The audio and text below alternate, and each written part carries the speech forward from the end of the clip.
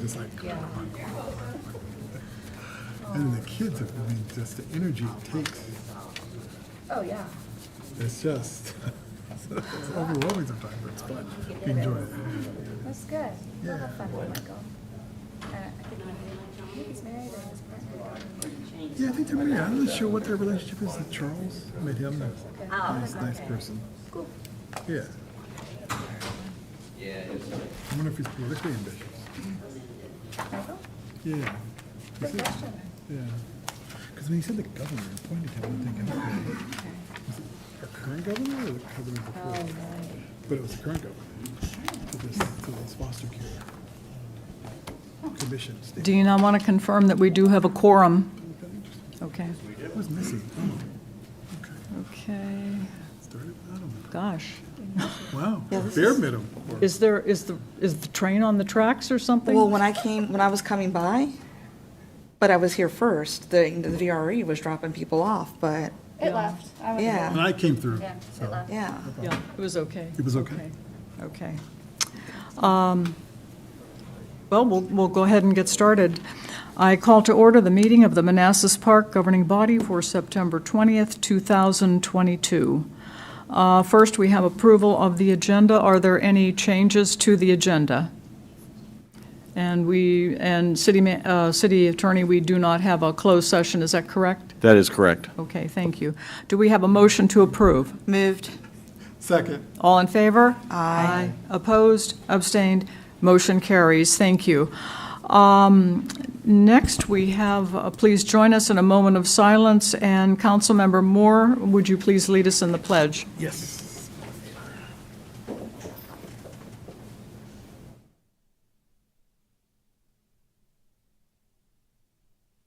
I pledge allegiance to the flag of the United States of America and to the republic for which it stands, one nation, under God, indivisible, with liberty and justice for all.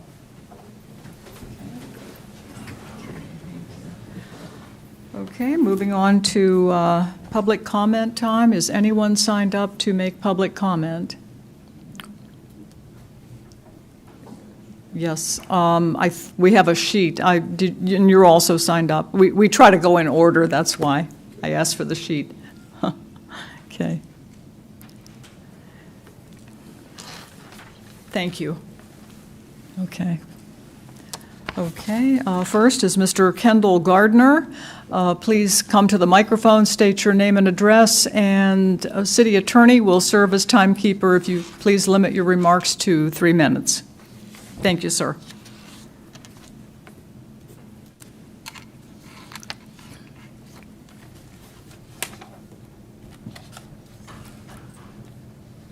Ready? I'm ready. Hello, my name is Kendall Gardner. I live at 114 Martin Drive. The reason I am up here is usually what happens is whenever I run into issues, I like to go back to the entity to try to resolve them, like I have for the governing body for about the last, 6 to 9 months. I bring up issues of deleting evidence in a criminal investigation in violation of your own data retention policy, and nothing's resolved. Nothing's done. Had water issue problems, and right now I bring up another one. Big question is, why does the water tank on the other side of town? What I want to know is the governing body effective to the point where they're going to actually do something about what I bring up here, or are they going to ignore me for the next 10 years? Because so far, I think the city attorney is the only one that has talked to me about the items. Now, the issues have not been resolved, but I keep on coming up here and wasting your time, and I waste my time just for you guys to look at me and say, okay, yeah, another week, nothing's going to be done. So if you're not going to do anything, please let me know so I can go ahead and escalate it accordingly, and then that way, hopefully, something will get done. Thank you for your comments, sir.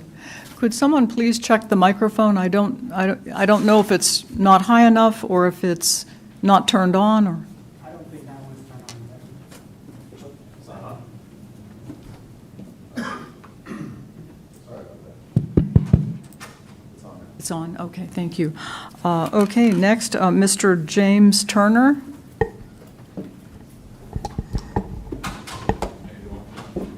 I've been here last week, but I was bailing water. I'm James Turner. I'm representing 206 and 208 Manassas Drive. And 206 Manassas Drive is First Bible Baptist Church, where our parking lot's being used as a runoff, and the back of our yard's being used as a reservoir. We have pictures of everything where water runs down the parking lot. It wipes out rock piles, it rocks out landscaping, and it knocks out, the guy beside us has a garage there, and the water from Martin comes over across the back of his yard and meets, and we had over 3 feet of water on top of the ground. It's a 5-foot pipe. We put the 5-foot pipe in.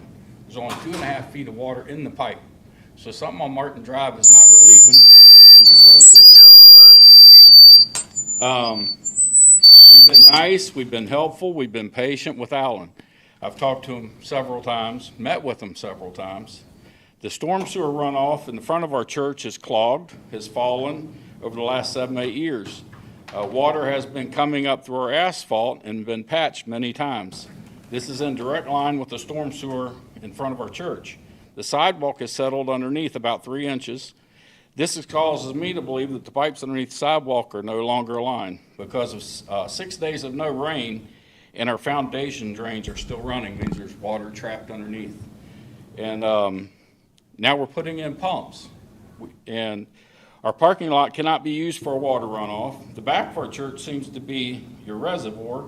It cannot be your reservoir. This has cost our church over $60,000 in 2 years and a lot of time and volunteer work. This year alone, we have put in extra drains in the property. We put in 50 tons of compaction soil and topsoil. We have pictures of that. We have raised our level in the back of the church over 1 foot. Last Tuesday evening, into the night, we bailed water that we shouldn't have had to do. In 1972, during the flood of Agnes, the basement of our church was dry. So all the men was there waiting to bail water. It was dry. So all the men of the church decided to go around the community and help others that were flooded. So that tells you right there, there's something wrong. 72 was a week or so of horrible rains.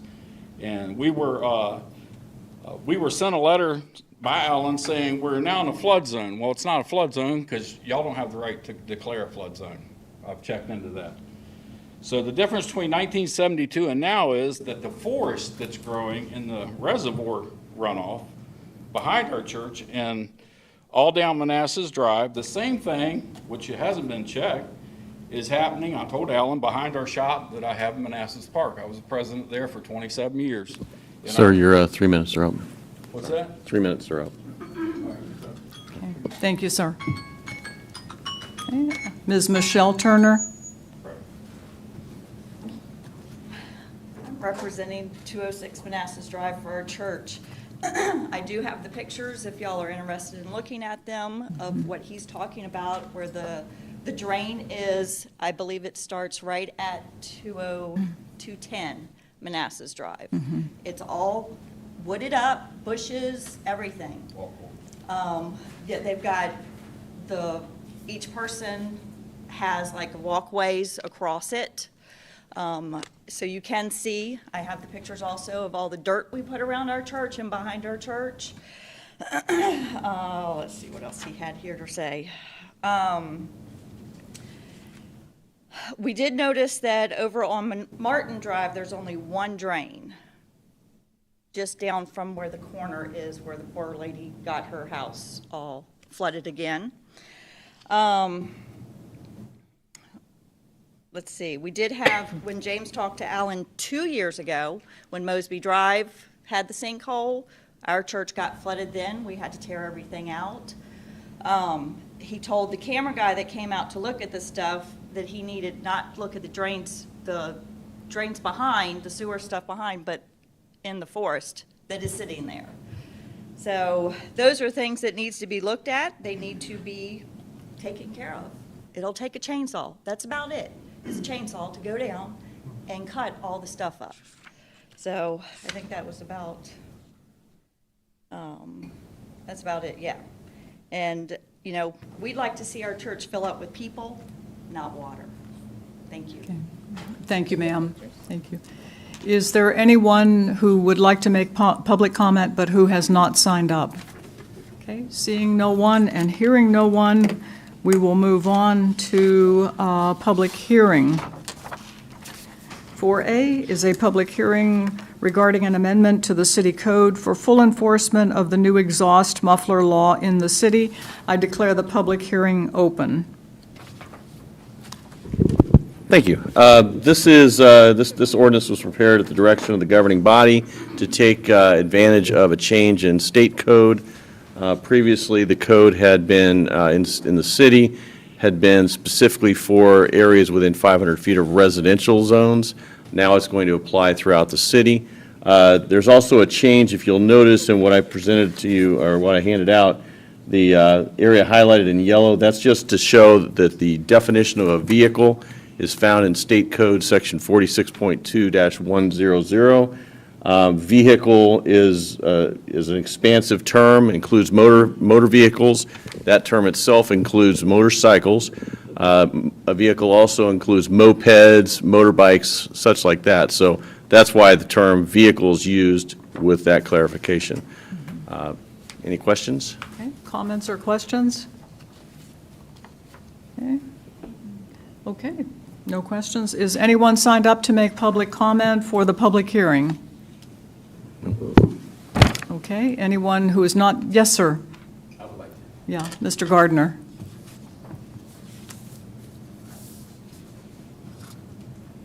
I was glad that I got your, Kendall Gardner, 114 Martin Drive. I was glad that I looked at the agenda tonight, because it so happens to be that I am familiar with the exhaust laws that Virginia had. I'm not familiar with the change, but it's my understanding that Virginia used to take care of it at the inspection station, that they had to have basically the similar exhaust system as what was on the vehicle whenever it was first purchased.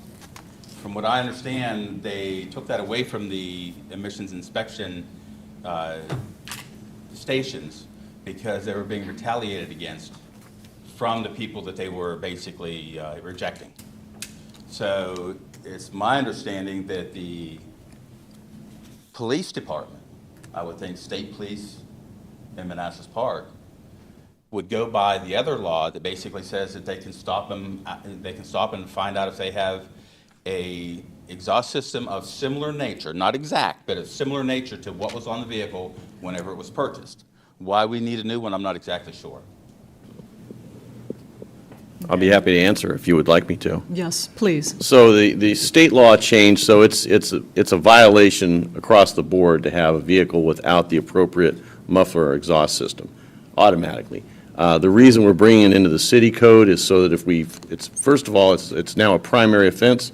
The police can pull you over just for having a noisy vehicle to see if it complies with the new state requirement. Secondly, any fines that are received, we get the money from that instead of it going to the state. So you're basically duplicating what the state has? Nope, so- not at all. State says that we can do exactly what we're doing here, and that's what we've done. It allows us to enforce it at the local level, and that's what we're doing. Now, we would enforce it anyway, even without this. It's just that we wouldn't get the fines. The state would get the fines. Oh, yeah, I'm very familiar that the ordinances that we have in City of Manassas Park, if you write the thing against the ordinances, the money stays local. If you don't have the ordinance that you have to deal with it on the state code, then the state gets the money that you write the tickets on. Right. So basically, your officers are funding Virginia State. Right, so it's still the same. We're still pulling you over. It's just where does the fine go to? It goes to the local coffers or the state coffers. So Yes, that's, I guess my concern would be exhaust systems of similar nature. If that is in the city ordinance, that would go. well, read the ordinance, because I don't want to have a back and forth during public Oh, comment. that's But the ordinance specifically just incorporates it says that it has to be in compliance with two state codes, specifically 46.2-1047 and 46.2-1049. If it's not, it's a violation and will be cited as such. Okay. Thank you very much. You're welcome. Okay, thank you. Anyone else would like to make public comment? Okay. Councilmember Hampton, did you want to remind everyone about the Veterans Day event? Yes. I don't think we have a date yet. I think Dean. Mayor, we need to close the public hearing? Yeah, I'm sorry, is your microphone broke? Close the public hearing? a motion to close the public hearing? Oh, I see. I I'll see. move to I'm close the sorry. public hearing. Forgive me. Since there's no further public comment, do we have a motion to close the public hearing? So moved. Second. All in favor? Aye. Opposed, abstained, motion carries. Thank you. I'm sorry, did you? Go ahead. I'll follow up on your request. So there will be, we don't think we have a date yet. Mr. City Manager, we don't have a date yet, correct? Just other than early November? Yeah, we don't have a date yet. So sometime in early November, we're going to have a simple flag raising ceremony for the Thank You Veteran flag. There'll be a number of representatives from veteran service organizations there. Once we have a date and time, we'll pass the word out to the residents of Manassas Park, especially within the veteran community, those that are veterans or family of veterans, to see, and so that participate in this simple gesture of thank you for the month of November to honor veterans for Veterans Day. So Thank stay you. tuned. Thank you. Always a good reminder. Thank you. Okay, moving on to information, we have Park Central Complete Streets Report.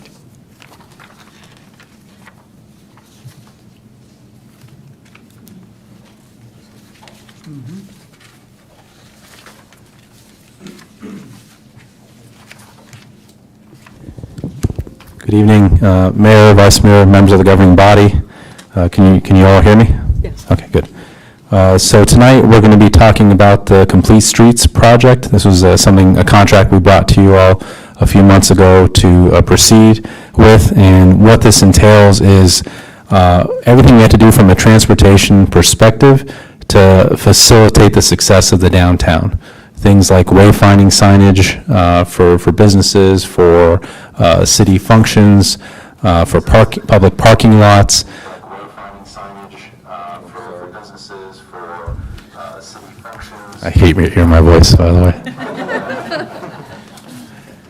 Sorry about that. Okay. Beyond that, we've talked about trees before, right? How do trees block retail frontage? How do they facilitate pedestrian safety as well in terms of blocking views of cars and pedestrians? How do we make the downtown safer for pedestrians if we're going to have an integrated downtown on both sides of Manassas Drive? There's a lot of components here in this study, and there's a complete study that's for Steve and the transportation team as they move forward with these projects to guide them. What we're giving you tonight is kind of the overview of what those recommendations are that will drive some of our CIP projects that we're going to be, we have in the CIP funding set aside for this, and we're also pursuing grants, but when we get the details, we'll come back to you all for contracts, and we'll reference back the recommendations from the engineer here for the complete street study. In support of this contract, we have Wallace Montgomery, the company, supporting us, so we'll hear a presentation from them and also from Steve, our transportation program manager as well, and we'll be here to answer any questions about how this facilitates the downtown and overall transportation safety. So. Thank you, Laszlo. Good evening, Madam Mayor, members of the governing body. I'm Steve Hall, Transportation Program Manager. It's my pleasure to be with you this evening and present our Complete Streets proposal and assessment that was recently completed by Wallace Montgomery. Tonight, what you'll hear is an overview of the Complete Streets study. You'll have recommendations that came forward through the study itself, all the details, the analysis that was completed, those recommendations for implementation. We'll talk about priorities. We did a tiered priority system with short, mid, and long-term priorities, as well as including planning level estimates for cost. And then we'll talk about next steps, where we're at and what's coming. In our comprehensive plan, we do have a vision for a transportation system that includes all users of all abilities in a safe environment. So we talk about all users, we talk about, bike, ped, multimodal, et cetera. This is not just vehicular travel. We want to promote economic development and support the local businesses. As Laszlo mentioned, we want people to our Park Central downtown. The real impetus for the Complete Streets study was to kind of synchronize everything. We have bits and pieces of projects going on. We have City Hall, we have the VRE, we have Park 170, but we don't have a bow to tie them all together. The Complete Streets project I view as kind of icing on the cake, and we'll get into that. We want to provide multimodal access, again, for all users of all abilities. We want to manage speeds of vehicles in the corridor. As you know, the safety on that area of Manassas Drive is already somewhat dangerous with speeds, with lines of sight, not being able to see through the tree lines. So you will see recommendations come forward to address some of that. We want to facilitate community equity. These improvements will be available to any and all residents of the city, as well as any guests to the city. Sustainable design features. You know, we're trying to think forward. We're trying to think of solutions that are going to be sustainable both today, but long-term in the future, that are going to be green and friendly. And certainly the unique place-making features within Park Central. We want Park Central to be a destination. We envision, you know, when it's said and done, that it will be a hub of activity in a transit-oriented development, and the Complete Streets recommendations, once done, will go a long way to reach that goal. Again, I have Larry Marcus with Wallace Montgomery. What we're going to take a look at specifically, and what the study looked at, first off, really, what is Complete Streets and why? What is the vision of Complete Streets and the study area? This did expand a little beyond what we would consider Park Central. This went out to Route 28 and the city limits, because we're looking at gateway signage in addition to gateway signage into Park Central itself. Excuse me.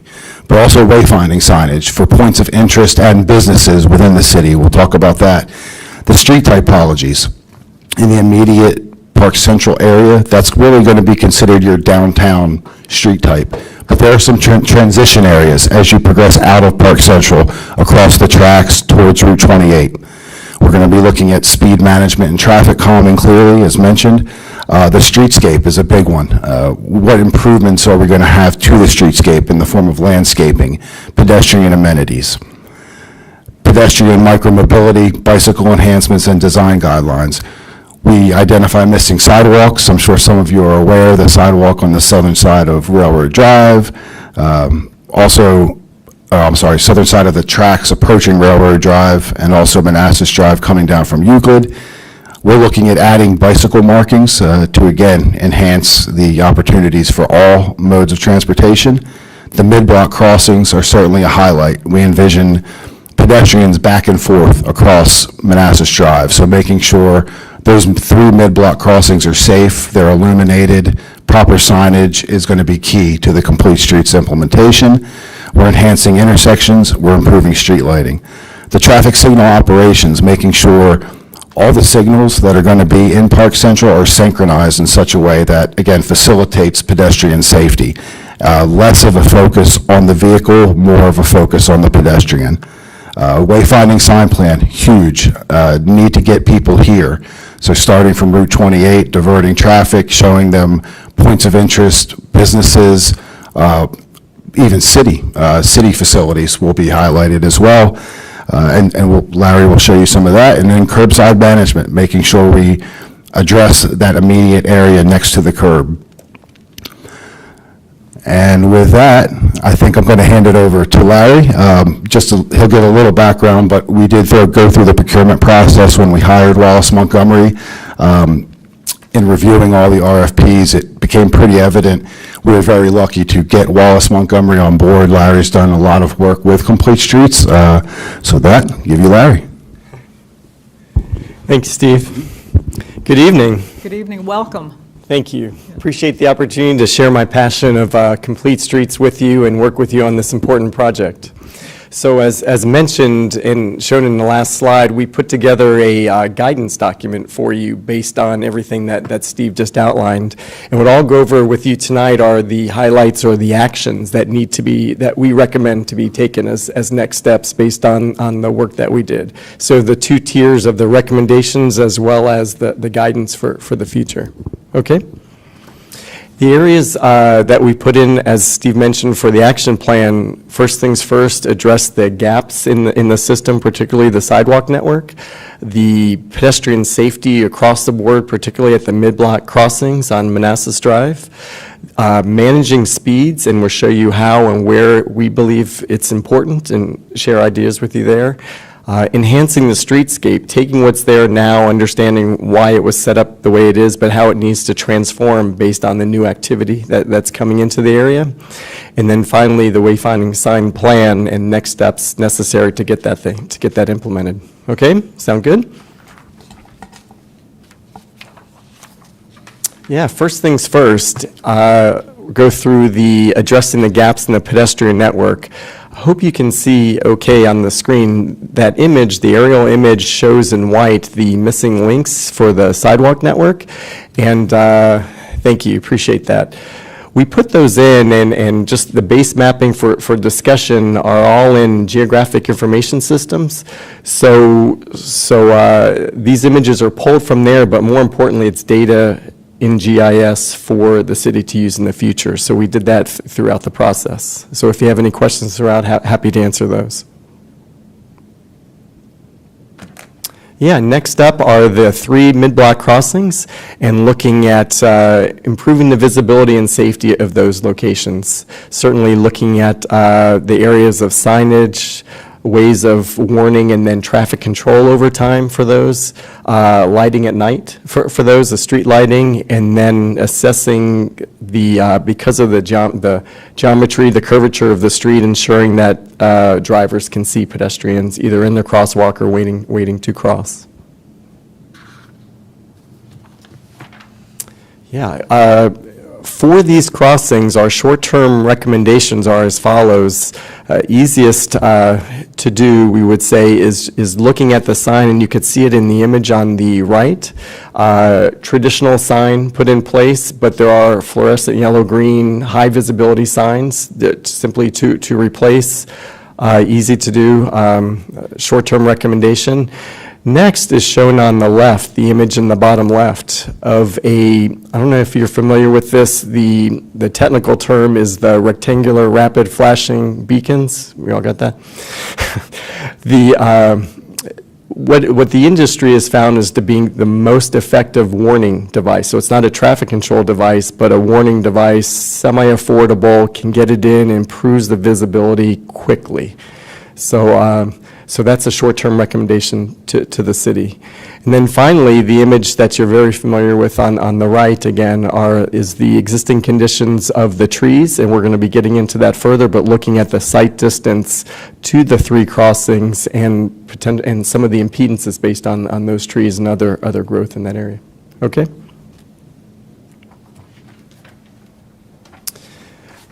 Along the way, I had mentioned street lighting and the importance of 24/7 being able to see the pedestrians or anyone crossing the street, those areas. What we did with Steve is inventoried what street lights are there now, and this is shown in our geographic information systems layer that is yours. And in yellow are the existing street lights. In black are those that are being replaced through redevelopment with the Cobra style. As the silver that you've seen out there. And what are shown in orange are the locations, as you can see, proximity to pedestrian crossings where we're recommending improvements. So either on existing signal infrastructure or new lights themselves.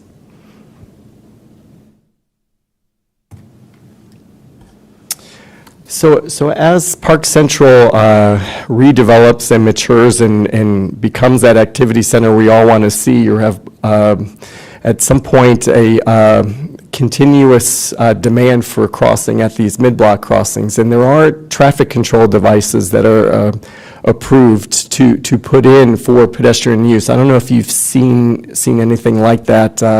I was Arlington County, Virginia's Transportation Engineering and Operations Bureau Chief before going to Wallace Montgomery, and so put in, I don't know if you have seen them in Crystal City or Pentagon City, but so they're pedestrian activated and stop traffic. So certainly as this area grows, we want that safety, and the need will transpire for that. Okay, and here's a oldie but goodie diagram of what that looks like. And as you can see too, the recommendation is to monitor the volumes, to look for that critical mass, if you will. There's a cost estimate associated with that, and current plan is to look for as that redevelopment occurs, opportunity for a developer to pay for that in nexus to the improvement. So the crossing closest to here, right, shown in the shaded left graphic, is also a crossing that we've looked very carefully with the city in understanding your redevelopment plans. So you see two areas there. One, the existing shown and overlaid in yellow, but also to the north. Our recommendation is with the redevelopment and improvements to that intersection to move that crosswalk up slightly as shown there. So the recommendation is as you have more activity at that intersection to have it full movement. As you probably know better than I, the left turn movements by the physical nature of that intersection and signed are restricted, but with the new demand there will be a need to have those movements. And at that time, if not before, frankly, to move the crosswalk up. What it does, as a pedestrian or driver, you know that when you're taking a right turn out of a cross street, you're looking left, and the crosswalk is on your right. And so if you have one important crossing there, we recommend it for many reasons, but for that certainly that's an important one, regardless of whether it's full functioning or not, for safety purposes. And Larry, if I can just add as well, so Please, yeah. with this crosswalk here, moving it up here, if we have the businesses in Building B for Park 170 and there's cars coming from the east side of our city, as pedestrians are crossing, it'll actually stop traffic to enable that left turn for vehicles into the future parking garage that's going to be here. That's critical because you don't want a lot of queuing back to the track. So that pedestrian signal will not only enhance pedestrian safety, but also allow for that left turn lane to happen more easily. Thank you. All right, moving forward to managing speeds, approaching Park Central, looking at from both directions on Manassas Drive, looking to identify low-cost, easy-to-implement tactics that can be done in the short term, and having those blend in with the feel of the community that you want, right? Just there's traffic control and there's the community you're trying to build and what's the right fit. So we look carefully at that. This image shows, hopefully clearly, in yellow, the transition areas coming from Manassas Drive, Manassas Drive acting as a connecting street between neighborhoods, right, and beyond, to Park Central, and then shown in blue, the Park Central area. In Complete Streets best practices, those are looked at as transition areas when you're changing environments from that connecting to an activity center as it will become quickly. And so those are the areas that are targeted for speed reduction. And so that's the recommendation here. And just to add to, as other parts of the downtown develop, then the blue line spreads out and the yellow line spreads out, if that makes sense. So you have new transition areas and new core areas. Thank you. And the devices that we are recommending are twofold. One that I believe you were already considering, and that is in the top left, the speed indicator sign. I've put countless speed indicators signs in and have had very positive feedback on results, on ease of implementation, cost, and less disruptive than other devices.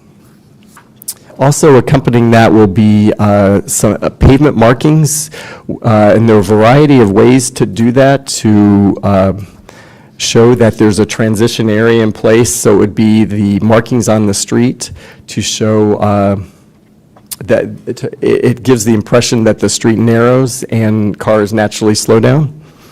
So there are a few that we're considering. What's shown here is normally in the bottom left on one lane in each direction. That's an option, but there's some other options that we're having the final report for you.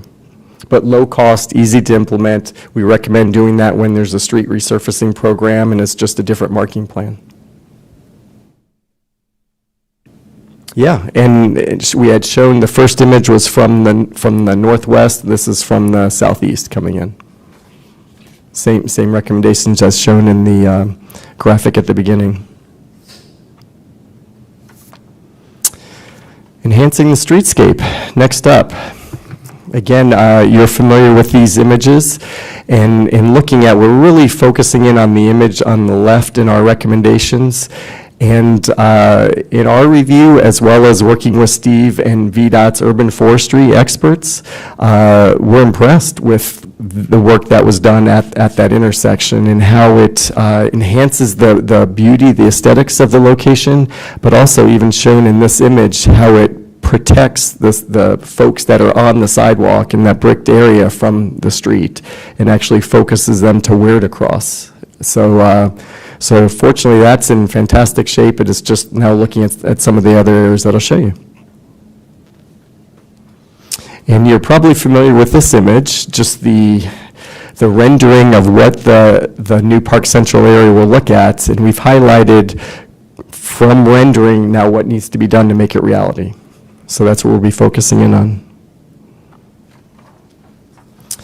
And we have a bullet list of recommendations for you.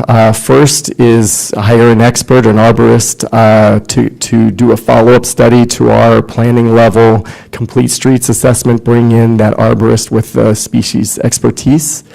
As soon as possible, conduct a trimming program on the existing trees and vegetation, and recommend a funding plan, so because of the dynamic nature of that, for continuing operations and maintenance of that. Third is the removing of trees that are, as you saw in the first image, and I'm sure you've experienced in crossing those locations, that block the visibility of pedestrians in the crosswalk, and to replace those trees with vegetation, but lower growing vegetation in those areas. So we still want to enhance the look, just in a different way. So optimize safety, but be sensitive to aesthetics along the way. Yeah, and the results are enhancing not only the visibility of the pedestrians, but the businesses, as mentioned at the outset, very important. And there are ways, and we have many examples that we went through in the study of, the Rockville Town Center is one that I worked on, where it's been 15 years, not just the change of it, and to see the mature trees and how they've created the canopy, not blocking the business names, and brought folks into the area partially because of that environment that they partially created. Yeah, and certainly I've mentioned the improving pedestrian and bike safety, and then finally, this is all within the theme of sustainability, right? And in creating that sustainable environment, and when possible, affecting appropriately the stormwater management. All right, and just to close out this section, you'll see another GIS image with a lot of detail, so I won't go through it all, but what it represents is working with the city and Virginia Department of Transportation's experts, where specifically changes need to be made, where lower vegetation needs to be brought in, trees taken out. Okay? And just to add, Larry, so the goal, as Larry mentioned, is we're going to try to save as many trees as possible by doing a trimming program, so we can, establish a good canopy without blocking visibility for vehicular pedestrian safety and also for business viability as well. Do the arborists place an emphasis on native plants? Because native plants will have a tendency to be hardier in this particular environment. I would say yes, but I'm not an arborist, so I'd wait for their recommendations, but I would think so, yeah. Okay. Mhm. Okay. Yeah. Yes, they did, yeah. And some of the species there are native. And so it really gets to, as what you're alluding to, is how to trim it. And you could trim up to 25% over a 5-year period, is what their recommendation was. And certainly to bring in that expert to look tree by tree, we have areas where we recommend, but to have that arborist to support exactly what you brought up, I think is appropriate. Because I was thinking if perchance something needed to be replaced, it should be replaced with something that's hardy for the area. Well Yeah. said. Agreed. Survivability. Okay, thank you. Sure. Oh, so I was just waving at my kids at the library. Just waving. Excellent. All right, moving forward to the wayfinding plan. As said, it's a plan, but pretty detailed as we'll show you. The goal of it certainly is promoting economic development in the downtown area. So letting folks know what is here from a business perspective, as well as public buildings, schools, et cetera. But Park centralized. Yeah, and just move to the next slide. You're very familiar, I believe, with the branding package that was presented to you. We're taking that, think it's wonderful, and moving it to the next level of here are the types of signs, now where do they go and why, right? And certainly that's a dynamic element, right? As there's redevelopment, there'll be phases to that. So what I'll do is I'll run through a few examples of where these are recommended and open to questions if you want me to drill down even further into them. So the first, I would say, very important, and that's because of the volume of traffic at Route 28 in the wayfinding. And you'll see we color-coded the words to associate with the dots, which represent sign locations on the graphic on the left, and give you some examples on the right of the type of signs. So the sign on the right side, the tall sign, is what the branding group called their Trailblazer sign. The middle bottom with the variable message is your gateway, so more of a structure with power, as you can see. To the left of that are your business signs, and my understanding is that's the base, that's a VDOT base, but you're going to give it a more city feel. So show the businesses, but your style. Yeah. Yeah, so those are example signs, and as you can see, we took time together to look at the location of those, where folks are driving to, where to alert them to opportunities, but also the proximity of safe locations for giving people time to make the turn, et cetera. Okay? If I could just add a couple of points. So the sign up here is actually on Route 7 up in Loudoun County. Route 7, if you're familiar with it, it's similar to 28 in that you have signalized intersections as well. They've done a great job of trying to get rid of as many of those signalized intersections to let cars go through. But you do see these standard kind of VDOT highway exit signs on a signalized main road like 28. So this wouldn't be stepping out of the realm of normal, but to Larry's point, we're going to try to see if we can't decorate them with our own kind of color scheme and adding the label of Manassas Park, City of Manassas Park on there to let people know that they are entering our city. There are some points that we talked about as a group that we actually may need to petition VDOT in the county to insert additional business exit signage further north that's outside the city limits, just to help guide our people coming to the downtown, but that's not guaranteed. But at least within our city, we can describe our program for what we want to do with the VDOT rules and get that set up. The other thing to note here is you see on this bottom, so south of Manassas Drive heading northbound, we're proposing a gateway sign. Similar to this, but we want to do an actual digital screen versus the red LED. We think that'd be much nicer. There was not a good location on the north side for something that aggressive, so we'd kind of do a hybrid of a Trailblazer and a gateway sign on the top left portion there, and then the blue dots would be the business signage as well. But the goal, again, with all the key businesses that we've been talking to is they want to pull that Route 28 traffic to the downtown. Okay. Excellent. Thank you. A question. Yes, ma'am. So I know that if you're coming from 66 on 28 heading towards Manassas Park, there's not a good place to put a gateway sign. But I'm assuming the green with the yellow stripes, is that hybrid? Yeah, that's. Will that really, by hybrid, can you walk me through what it might look like? Can you give me an idea?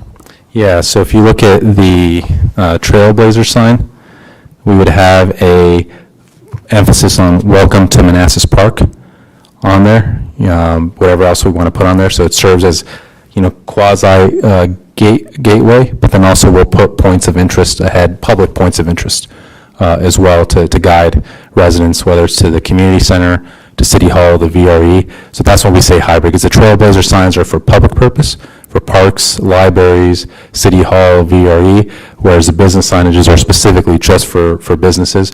So we want a hybrid that says, welcome to Manassas Park and whatever else we want to put on there as we work with the sign design team, because we can't do the full monument sign there, but at least have one of these nicer Trailblazer, maybe a little bit bigger than the standard Trailblazer signs that we're going to use with the emphatic welcome to Manassas Park.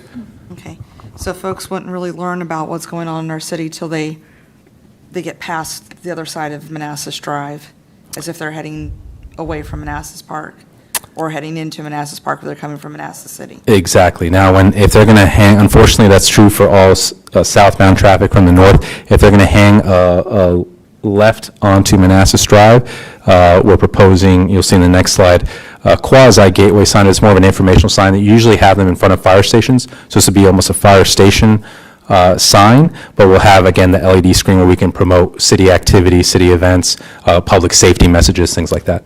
Okay. Thank you. Yeah, thank you. Yeah, and as you could see, the challenge, that was the preference, Right. the way you Because that's just- where the bulk of the traffic comes from. Yes, it's very limited right-of-way and safety aspects Yeah. to getting it in, with the structure, with power, and so that's the challenge. Yeah. Yeah, but as said, looking at the next area, so approaching now on Manassas Drive from 28 to Euclid, you could see in the top of that image the red and the blue. So the red is using a variable message sign, correct? Yeah. And then the blue being the business. So that helps, but it's secondary. It's not ideal. It's not, right, it's It's best. the best we can come up with, Well given the said. circumstances. That's it, yeah. And also shown on this graphic are the other gateways, portals coming in, as you can see in blue, capturing traffic off of Connor, coming up Euclid, and the portals to the north as well. Good? I have another question. Yeah. So Manassas Drive, I don't know if you're, who's the best person to answer this, but Manassas Drive on the other side of 28, because we have folks that come from Sudley and they come down Manassas Drive, would it be any benefit to have one or a few of these signs directing people to the downtown? Yeah, you can see on the Mathis side, we have one of the city points of interest. We could consider the business one as well if we see a lot of volume there. So that's probably missing from here, but we could, if that's the preference from the governing body, that we, instead of a city point of interest sign, we put a business sign, we could do that. But really the goals of the business signs are exit from major routes like a 28, and then when you get off 28, a guidance like you see the bottom sign here that would say whatever cinema it is, 0.3 miles ahead. That's really what the business needs, is that when you pull off 28, it guides you that if you go straight ahead for X distance, you will get to the point of business. The Manassas Drive itself is not, I think, considered enough of a major thoroughfare like 28, I think, to justify that, but we can look into that in terms of VDOT guidance and rules and see if that makes sense there. But we definitely at least wanted to have a city point of interest from the people coming from the west side, and also down the road, we can consider additional signage for, as we guide people to the community center, to other places on the west side, also on Manassas Drive on the west as well. But the primary focus of this study was how to get people to the downtown. Right, that's what I was thinking, because we have the folks that cut through from Sudley, they cut through that side of Manassas Drive. Let's bring them on down this way. Yeah. Yeah, we can certainly look at that. Instead of making a right at Mathis or, That's a good point. Steve, did you want to say something? I was going to add, I'm sorry. Briefly to that point, we will be seeking a sign consultant as well to further study the exact locations, dimensions, et cetera, the design of the signs, So at that point, when we actually drill down further into, we have a good idea of what we want right now, but there certainly can be additional locations looked at that point. Thank you. Okay, thank you. Yeah, appreciate the feedback, the advice. Yeah, Very figure leave no stone unturned. Agreed, agreed. So I believe I hit this slide. And just to close out on the Park Central area itself, very, as the others, very important locations of the signs. So the two yellow, we'll start with those, the gateway signs. For all the reasons we just discussed, the importance of a gateway sign, but back to our discussion earlier about speed reduction and those transition areas and approaching.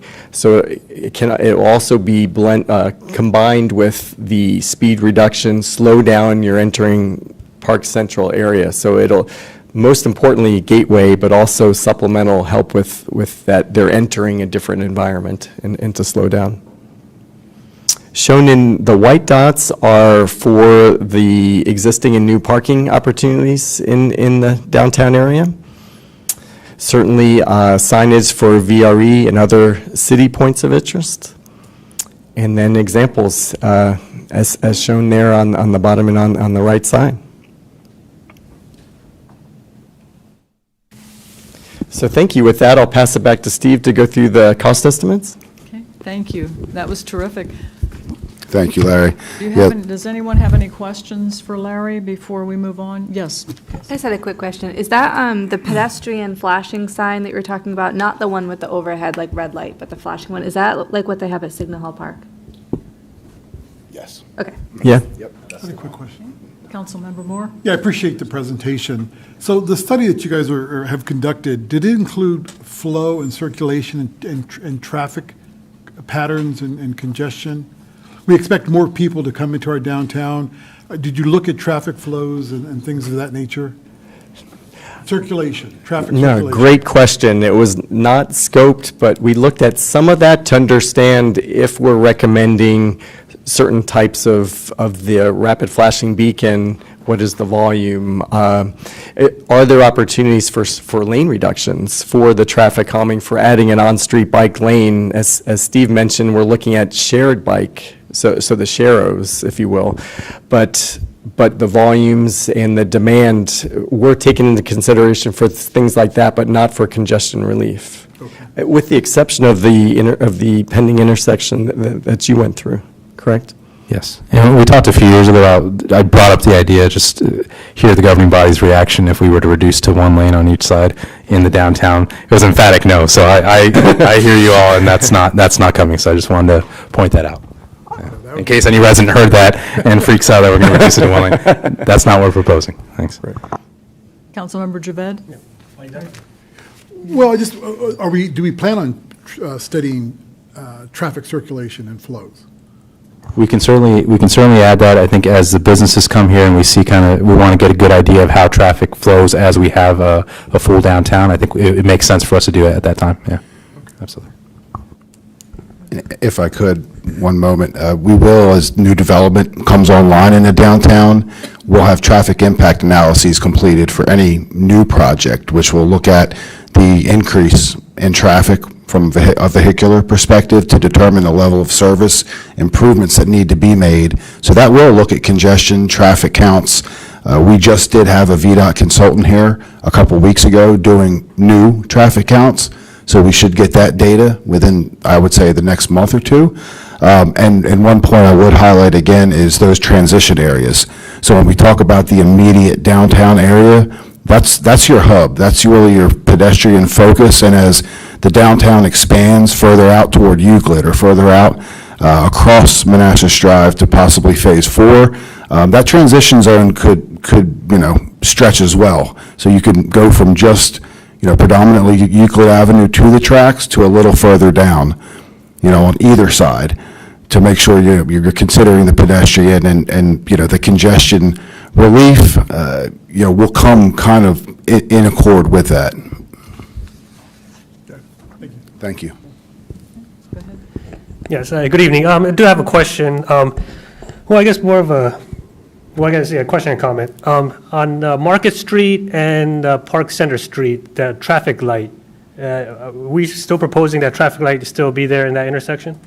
Yes. And then from your presentation, I guess before that traffic light, there's going to be a pedestrian beacon light. Correct. In the short term, we're recommending the warning Right. beacon. Yeah, and then longer term. Yeah. My only concern is that then right before that is the railroad, right, crossing. And, during the school hours, those buses that go over them, and then if a pedestrian's red, I just see cars going over them, being stuck on the railroad, being that close, especially with another traffic light right in front of that, Is there any way we could, I guess, we'll go into study plans for the transportation about that intersection, if maybe like a throughway, not even, maybe only take left turn or right turn, something to consider. So at least one of the lights alleviates traffic for ongoing. Yeah, the issue with that was you would still allow cars to go through, so the pedestrian would still be at risk. But I will tell you that the one that we're really looking at for the hawk signal is really the one to the north. So connecting the park, so the cinema parking lot behind Building B to Park 170, because that parking lot's supposed to service be that main crossing point between that parking lot and the business on the other side. That's the more likely one that will get the hawk signal, because the other one, to your point, there's a little bit more issues there that have to be studied. But even all of them really we need to take a look at and see whether they make sense or not. I definitely think that one does make sense. The one that services the Building B parking lot with Park 170. The other one may not make as much sense because of the queuing issues you're talking about with the railroad tracks. Yeah. And again, to that point, I hate to go back to the traffic impact analyses, but, whenever a development comes in with additional residents or an impact to a generation of trips, that needs to be looked at. So at that point, if Phase 4 comes online with X number of new residential homes or the anchor development for Park Central, that would be the time we say, okay, how many new pedestrians are going to be generated? How many new vehicle trips? We also still refer very closely to VDOT standards. Now, the city owns its own streets, so we have some flexibility there, but there are certainly access management requirements from VDOT that give guidance as to how far away from a rail crossing a signal should be. So all of that will be considered. No, I understand. Thank you for that. Thank you. And then my last question is, these business wayfinding signs, how easy is it to change? Like, say if a business left the city and we still have that signage up there, is there a way you can interchange or we have to buy a whole new sign? Oh, no. We certainly realize the fluid nature of businesses coming and going. Hopefully, we don't have to change them once they're here, but in reality, we know, businesses come and go. Again, we'll be looking to get with a sign consultant to kind of better design those signs, but we completely envision, especially for businesses that can be fluid, making sure we can, insert, remove as necessary. Thank you. Thank you. All right. Questions or comments? Okay. Any more questions or comments? No? Okay, thank you. I have two more. I apologize. There were a couple final slides, if I may, Yes. on recommendations and funding.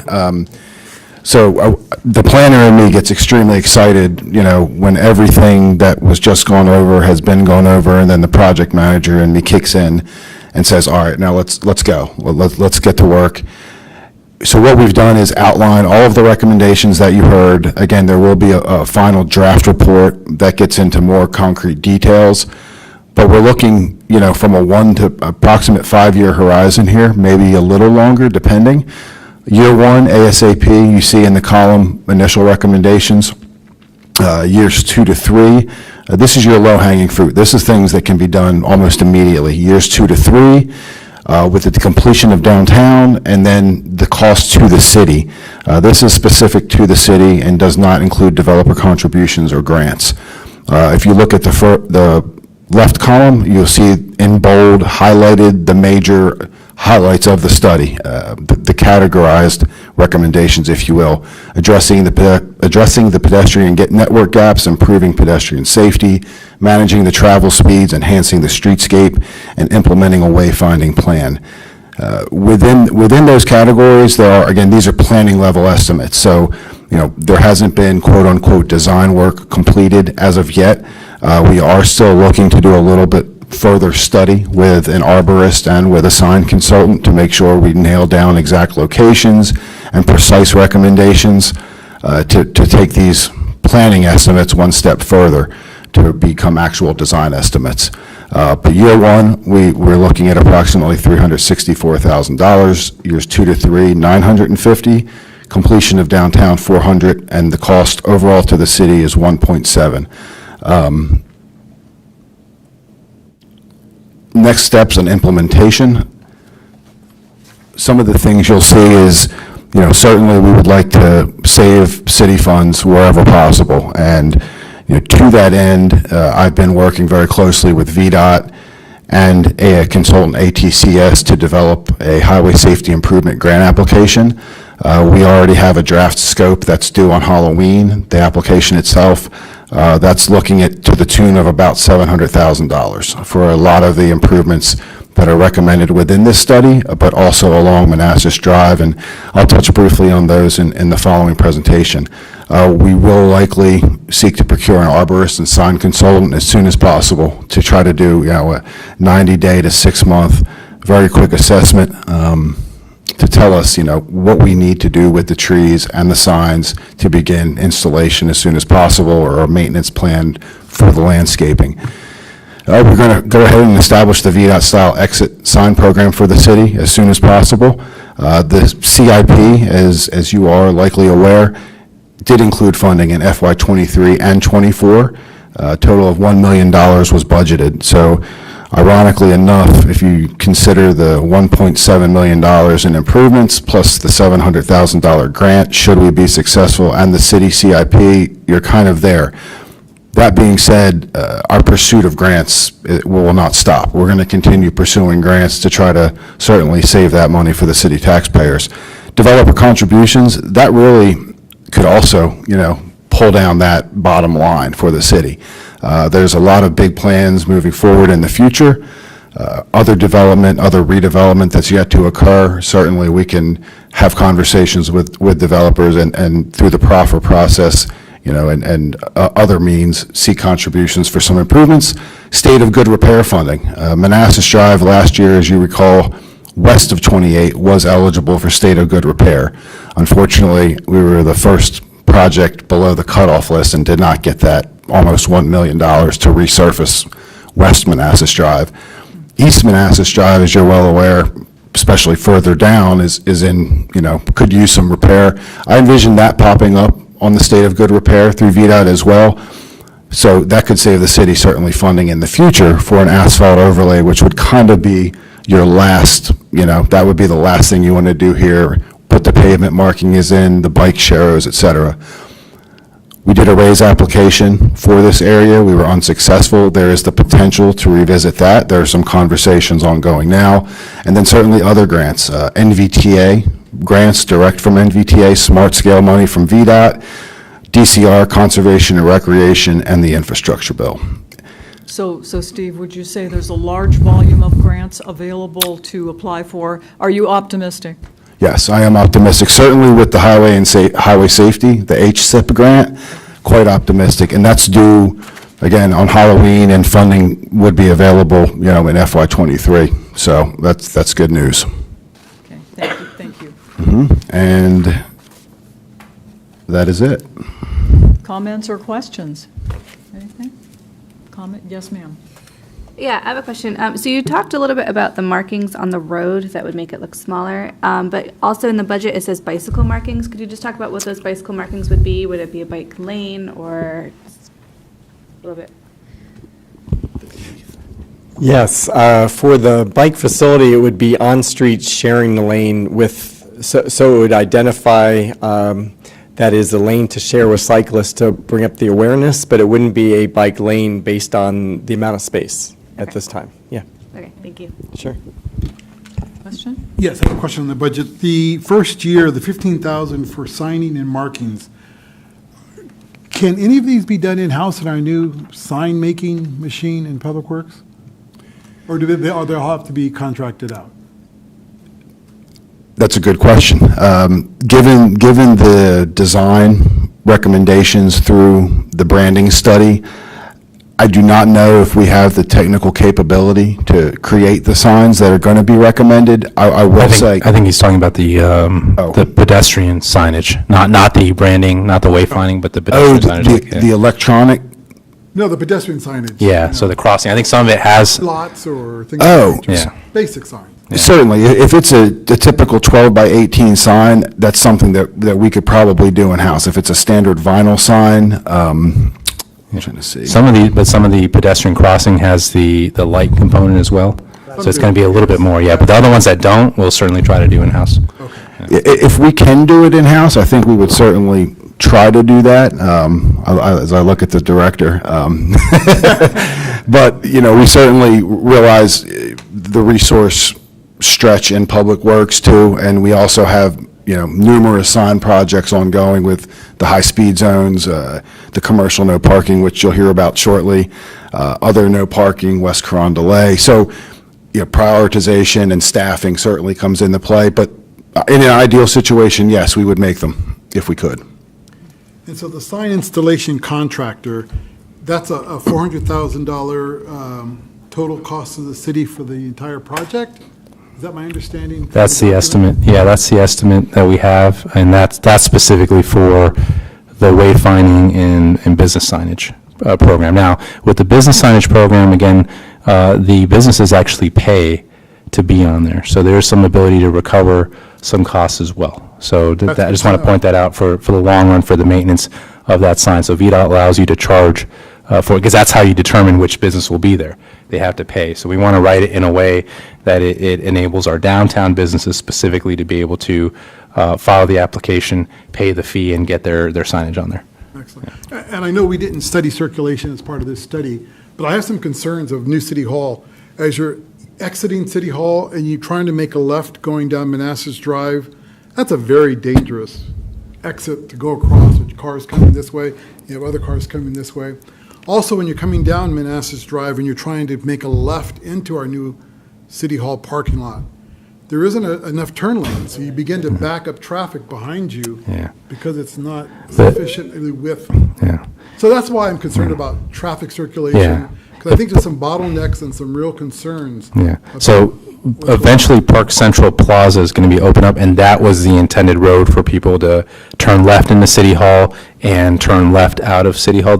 This one here that we're using, it's just temporary, it's just really for right in and right out was the goal of that one. That doesn't mean, you can't hang a left. I'll hang a left, some people will. You can do it, but for those who don't feel comfortable doing it, that's where Park Central Plaza, since it's signalized, that's what it'll be intended for, is for that. So right now, we're kind of stuck with this temporary, just like we were in the old City Hall while Park Center Court at that time was closed. It's not ideal, but it's right now during construction, unfortunately, we're stuck with that, but hopefully Park Central Plaza will be open soon, and we'll be able to, traffic will be able to take a left on there and left out as So well. when it is open, there'll be a no left turn out of the. No, we want to give people discretion, yeah. Discretion to take the risk, or? Well, yeah, from that parking lot. So if you feel comfortable taking that, do it. But that's not the intent, is to restrict that. If people can comfortably make that turn, then at least that's my philosophy right now. If that's something you guys want to change, we can do that. But the goal, again, is for the people who want to have a signalized intersection to make a safe left turn, please use Park Central Plaza. Yeah.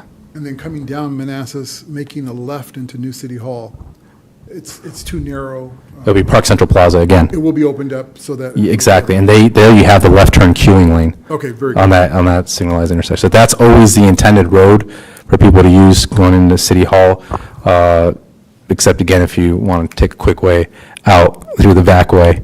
But again, if you guys want to restrict that, we certainly can, yeah. Something to look at. Okay. Thank you. Any other comments or questions? Okay. Excellent presentation, thank you. Laszlo, is there anything you'd like to add? not for this. Yeah, thank you. Okay, thank you. Thank you. Okay, and you're still up, Steve. Okay.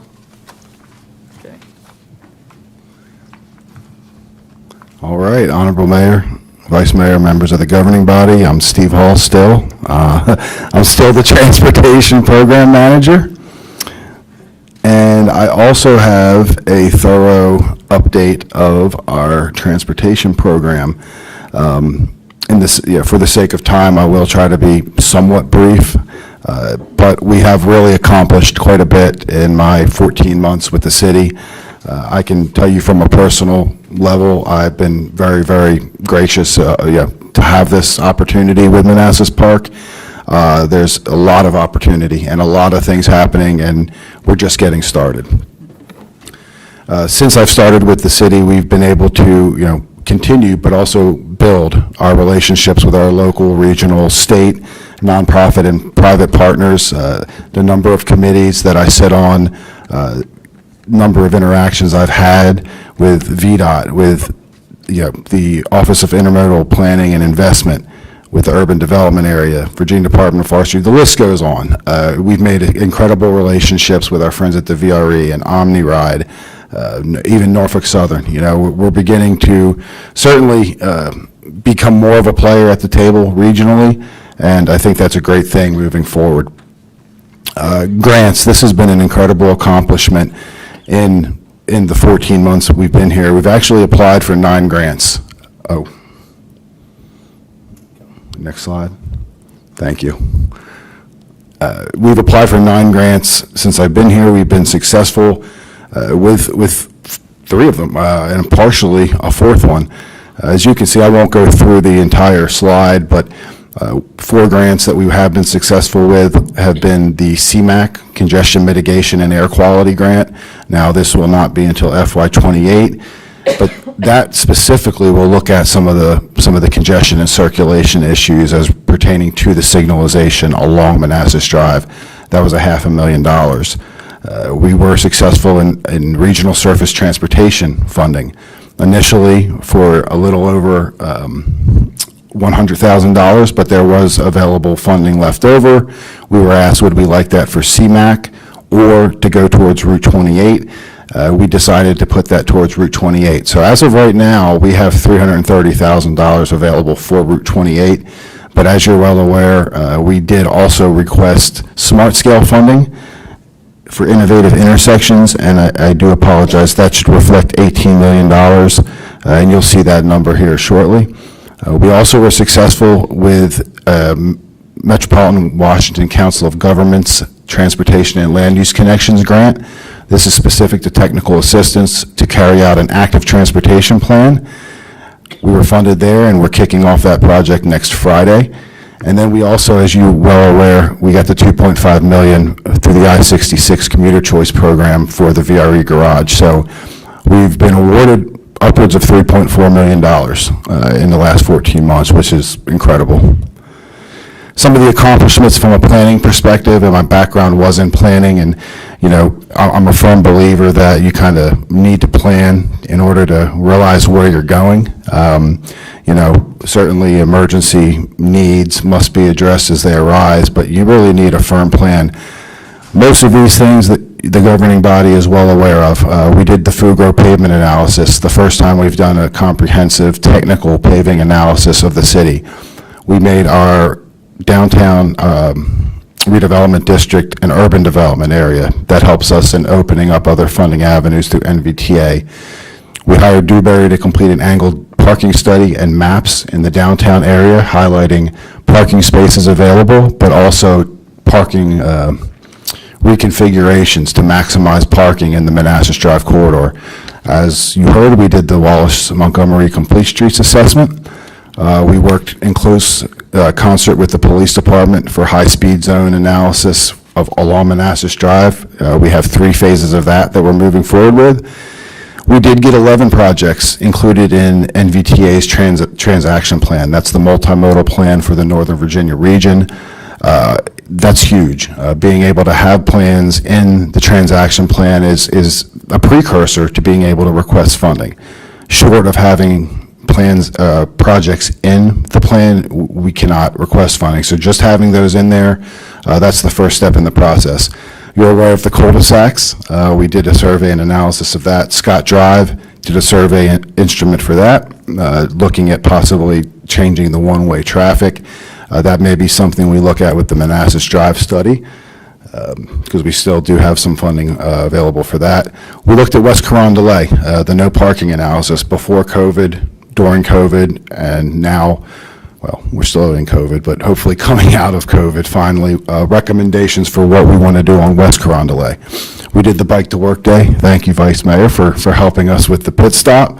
And the Citizen Complaint Portal was established. I thank our IT team and Keith for getting that set up. Complaints have been coming in directly to me. I have a strict 24-hour follow-up protocol, and anything from potholes, line of sight, sidewalks, streetlights. I got a complaint today on digital, and working with whoever we need to get some things addressed. So West Carondelet, just to refresh your memory where we're at here, this is West Carondelet Drive off of Manassas Drive, bounded by Digital Drive to the west, the northwest. We wanted to take a close look at what parking was allowed prior to COVID, what parking it looks like now with the signs bagged, and then also a proposal for the future. West Carondelet is approximately 4,800 feet long from its terminus, or from where it begins to its terminus. A standard parallel parking space as identified in the city code is 9 by 22. Looking at that, I did some simple math, but then also went back into historical photography of Google Maps, Google Earth, showing the signs that were there pre-COVID and what they said. Pre-COVID, between 8 a.m. to 5:30 p.m., we only had 45 spaces available for on-street parking. Pre-COVID, between 5:30 p.m. to 8:30 a.m., we had approximately 191 spaces. This was after-hours parking. COVID, when we bagged all the signs and had no restrictions, so basically people could park anywhere, other than maybe the fire lane, there were 218 spaces available. What we've looked at, I apologize. And Steve, if I can interrupt, so just Yeah, for clarification please. for residents, the governing body, we had significant demand from a lot of people now working at home during the day. They needed somewhere to park, and so the request came in, we evaluated, so we bagged that during COVID, and we've been evaluating now that we're going to unbag how to mitigate some of the impact, because we know there's still a lot of people now working remote. We just don't want to keep the bagged policy going forward, because there should be some areas that are regulated, and Steve will cover that as well. Sure, and the proposed solution, so what the proposed solution gets at, without getting into specific details, we have basic standards. 20 feet from an intersection, you cannot parallel park. 15 feet either side of a fire hydrant, you cannot park. Fire lanes, you cannot park. What we've decided to do also, because of some of the safety concerns in the proximity of the Christian school on West Carondelet, is give a time restriction, 100 feet approaching, coming up West Carondelet to turn in, but also coming the opposite direction to take a right turn to turn in. There's some significant queuing that goes on in the morning, and when those vehicles queue, and in the afternoon, when they queue on West Carondelet and there's vehicles parked parallel, it's a nightmare, because you have vehicles trying to go around in the opposite lane. We need to address it. So when that clear zone is enacted, that 100 feet, that would reduce that by approximately 10 spaces during school hours. So we would be at 185 there. We've also coordinated with OmniRide to give them a 50-foot clear zone at the bus stops. All in all, 195 potential parallel parking spaces on West Carondelet for the residents. But when the Christian school time restraint is in place, it'll be approximately 185. Just a quick summary, there is a number of signs, there are a number of signs existing now, 84 of them, I counted them. What we hope to do is put 27 new proposed signs up, remove the existing signs. So what we'll see, basically, no parking and arrows. from an intersection, at an intersection, 20 feet down, no parking towards the intersection. 15 feet either side of a fire hydrant, no parking. 27 signs. Our cost estimate is just shy of $5,000, assuming $175 a sign and a new pole. We've been moving towards some breakaway signs in the event a vehicle does run off the road and strike a sign, the pole will break away. And some timing, this I probably need to revisit with Public Works, but need a couple weeks' notice, certainly. Put the orders in. We have had some delays with certain sign materials. Vinyl, also poles have been delayed a little bit. Then we need to have a discussion whether we want to manufacture it and do that in-house versus contract it out. I think this is something we could accomplish in-house, being that it's, West Carondelet, 27 signs, and we could complete it, within, give or take, 2 months, obviously depending on other priorities and supply chain issues. And that was West Carondelet in a nutshell. Other accomplishments in FY22, and I'm going to try to move through some of this. We did our paving program, the streets noted. VRE project management has been ongoing, coordinating with Norton Scott. I apologize, that should be phase 1 and 2 high-speed zones have been complete. Moving into phase 3, we did install no parking signage in Primrose and Rosebud, the cul-de-sacs. We did the Bloom's Quarry and Euclid intersection, the pedestrian, yes. I just wanted to say for Phase 2, police are still in the advertisement phase, letting residents know that the fines are going to go up starting in October for the Phase 2 signs, but the signs are already up. Yeah, we have had a couple questions about the bag signs on Manassas Drive, and that's what those are. The Bloom's Quarry Euclid intersection, we did have some issues with students walking to and from school. We were able to complete that with some new signage this year. We did adjust the traffic pattern. We did a very brief study to look at vehicle circulation at the intersection of Euclid and Industry Court with a dedicated left turn now into the school. So that's been adjusted, and I haven't heard any negative feedback yet. We did some emergency repairs, as you know, on Manassas Drive with the culvert, predominantly Public Works, Calvin and Allen. We appreciate that. Potholes, curb, sidewalk repairs, Norfolk Southern rail crossing. Twice we had Norfolk Southern come out, make adjustments to the gates. I apologize. The rail crossing improvements, they came out twice to do that. Made repairs the second time. Depending who you ask, it may be a little better. I personally think it's a little better than it was the first time, but it's great that they're able to actually come back to the table, work with us. We appreciate that relationship. And the gate corrections. I've been getting reports monthly from the PD. We haven't had a gate failure in, I think, 3 months now, maybe 4, which is great. So kudos to Norfolk Southern for coming out.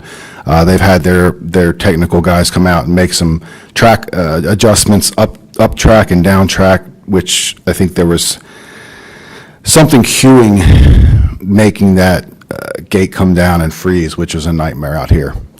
Just to add a couple points, just want to give kudos to Steve, the entire Community Development Department, police and schools for collaborating, all 3 departments for some of the, you see the middle bullets there for student safety for crossings, and also the change in traffic pattern to facilitate kind of traffic circulation through the high school.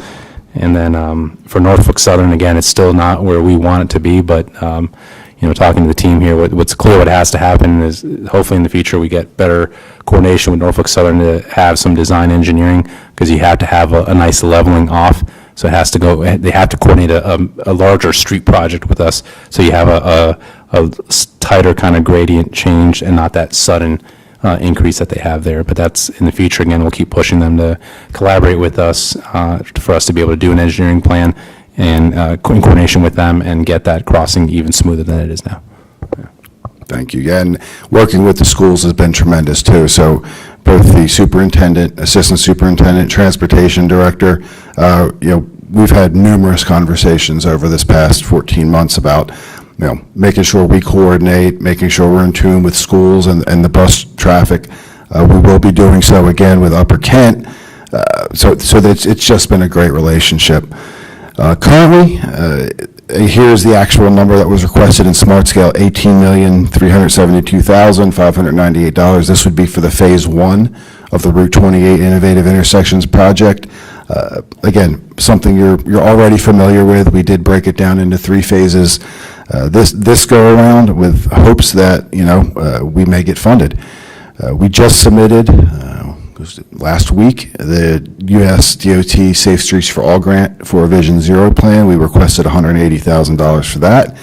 And we have the HSIP grant coming up due on Halloween. Hopefully a treat, $700,000 approximately.